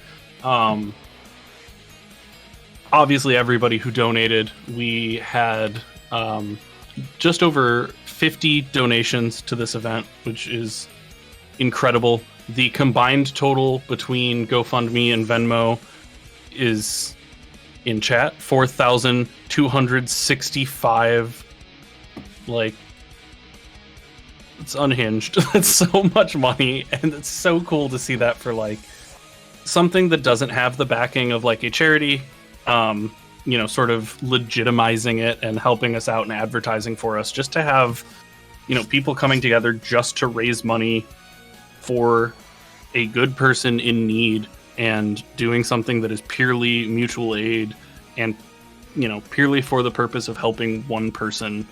That's what community is all about, right? Is like, we have each other so that we can make things better for each other. And, everybody showing up to make that happen this weekend has been incredible. And I'm so, so thankful to all of you for that. So everybody who donated, thank you. All of the runners giving us their time. When we started reaching out to people like 2 or 3 weeks ago, and we're just like, hey, we're going to put this thing together. It starts in 2 weeks. Do you mind doing a run? The fact that like every person we reached out to was like, yeah, let's party, even though it's a holiday weekend, was incredible. People's willingness to just like jump on board and come together and help us out with this event was incredible. Hosts as well for the same thing, right? Being like, can you just come host for us in 2 weeks, please? And everyone being ready to come in. And then the wild number of volunteers we had on Restream and setup and running social media, and people taking extra shifts for folks so we could move runs around and work with everybody's schedules. Like, people were so flexible and so willing to help each other out this whole weekend, and it was really, really incredible to see. Extra big shout outs to Xanadir for, as usual, going above and beyond the call of his actual volunteer shifts and just doing a bunch extra work. Valiant Sun for making all of our layouts and assets that you saw on stream throughout the whole weekend. Those are awesome. They look so ridiculously good, and we're super lucky to have someone who like put that stuff together in basically a week and it looks this good. It's wild to me. Junior SM for making the promotional materials that you may have seen floating around on Twitter. Genesis for taking lead on tech and handling fires as they came up, as tech leads do. But, as usual, Genesis shows up at marathons and has a ridiculous wealth of knowledge and is just there 24/7 to like use that wealth of knowledge to make everything easier for everyone else. And it blows my mind. And of course, our 30hedron for giving us a Restream PC and also doing some work on the tech end to get stuff set up and ready to go for the weekend. And finally, but definitely not leastly, only finally because it gives me a chance to like transition over to him talking, Osmorn for kind of co-running and co-organizing this marathon. Cora started the GoFundMe on like a Friday right before I left for a long weekend of travel and working. And I basically reached out to Oz and was like, hey, I have this idea for an event, but I'm about to disappear for like 5 days. So we can do most of the organizing when I get back. Like, don't worry too much about it, but here's kind of the idea. And within like 12 hours, Oz is like, yeah, I have a full schedule and hosts ready to go. It was incredible. So obviously the last and probably most like big, sincere thank you, Oz. Thank you so much for listening to every dumb idea I have and being like, I can do that, and then actually making it happen. Like, this definitely would not have happened without you, and I appreciate you so much. Thank you so much, Happy. I thank you for trusting me with a lot of the responsibilities of organizing this event. And yes, for those of you that are concerned, it is 5:35 a.m. where I am right now, and I'm going to pass out the moment that the stream ends. The amount of work that went into this from everyone, from Happy, from me, from every single one of the volunteers, the fact that everyone was so willing to participate in something like this, and the fact that, if I remember correctly, the GoFundMe at the beginning of the marathon was around a little above 2,000, not quite 2,100, but 2,000, and now it's at 4,265. That means everyone here within the span of 2 days raised almost like $2,500 for Cora, or around 2,200, a little above $2,200 for Cora in just like 2 days, and that's absolutely amazing. And what I think is something that's great is just the amount of willingness that people have to help others. It gives me hope, because as someone who has this inherent need to help other people and to bring good into the world and to make sure that we're fighting for the rights and safety of everyone that we can, to be able to sink my teeth into something like this and to create it for a good cause and to create it with a bunch of people that I love and are part of the speedrunning community as well. It's great. And quite frankly, we had like one big hiccup yesterday, and we got it dealt with almost immediately. Aside from that, this was an incredibly successful event. Like we were no more than like 30 minutes ahead or behind schedule at any point. And overall, it was absolutely beautiful, the amount of work that went into this. And I cannot thank, as someone that invited like all of the volunteers and the majority of the runners, I still have yet to send you my personal, I still have yet to send everyone my personal thanks for participating in this event, but like I could not express just how thankful I am to the people that said yes to this kind of thing. Like I cannot express enough. I really can't. And I could go on and on about the amount of gratitude that I have for people, but you're gonna, if you volunteered or ran for this event and I haven't reached out to you already, expect to hear from me from in the next like day or two, being like, just thank you so much, because I've been wanting to do something like this for a while, and Happy gave me the excuse to really sink my teeth into it, and I'm so glad that it worked out the way that it did. So glad. Yeah. So yeah, that's all from me, and I'm hoping to see everyone around in the next inevitable thing that I organize. Yeah, I mean, in a couple weeks. Yeah, we've got a Noga. Yeah, the people in this voice call right now: Genesis, who's on restreaming, Happy, who is a staff member, and me, who is the main organizer of No Glitches Allowed 10, going on in 2 weeks from now. So you can check that out as well if you want to see more of us. Lit. But in the meantime, we're gonna go. Actually, one of our Noga 10 raiders, right, or runners. Yeah. She's running the biggest run of the event, Final Fantasy VIII, which is my favorite game. Yes. I'm heartbroken she's not currently running FF8 on stream, but it's okay. It's fine, yeah. We're currently going to raid Cyanide Sugar. She's doing great. I don't think I have editor permissions to raid. I think no, you're good. I can do it. But yeah, thank you again, everybody, for hanging out and all your generosity. And yeah, let's go show some love to a super cool person. And then see you all again in a couple weeks for Noga.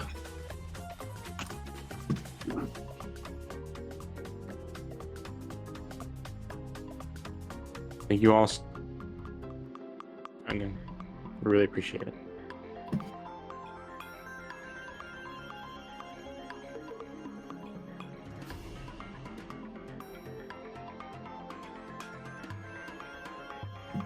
See her reactions.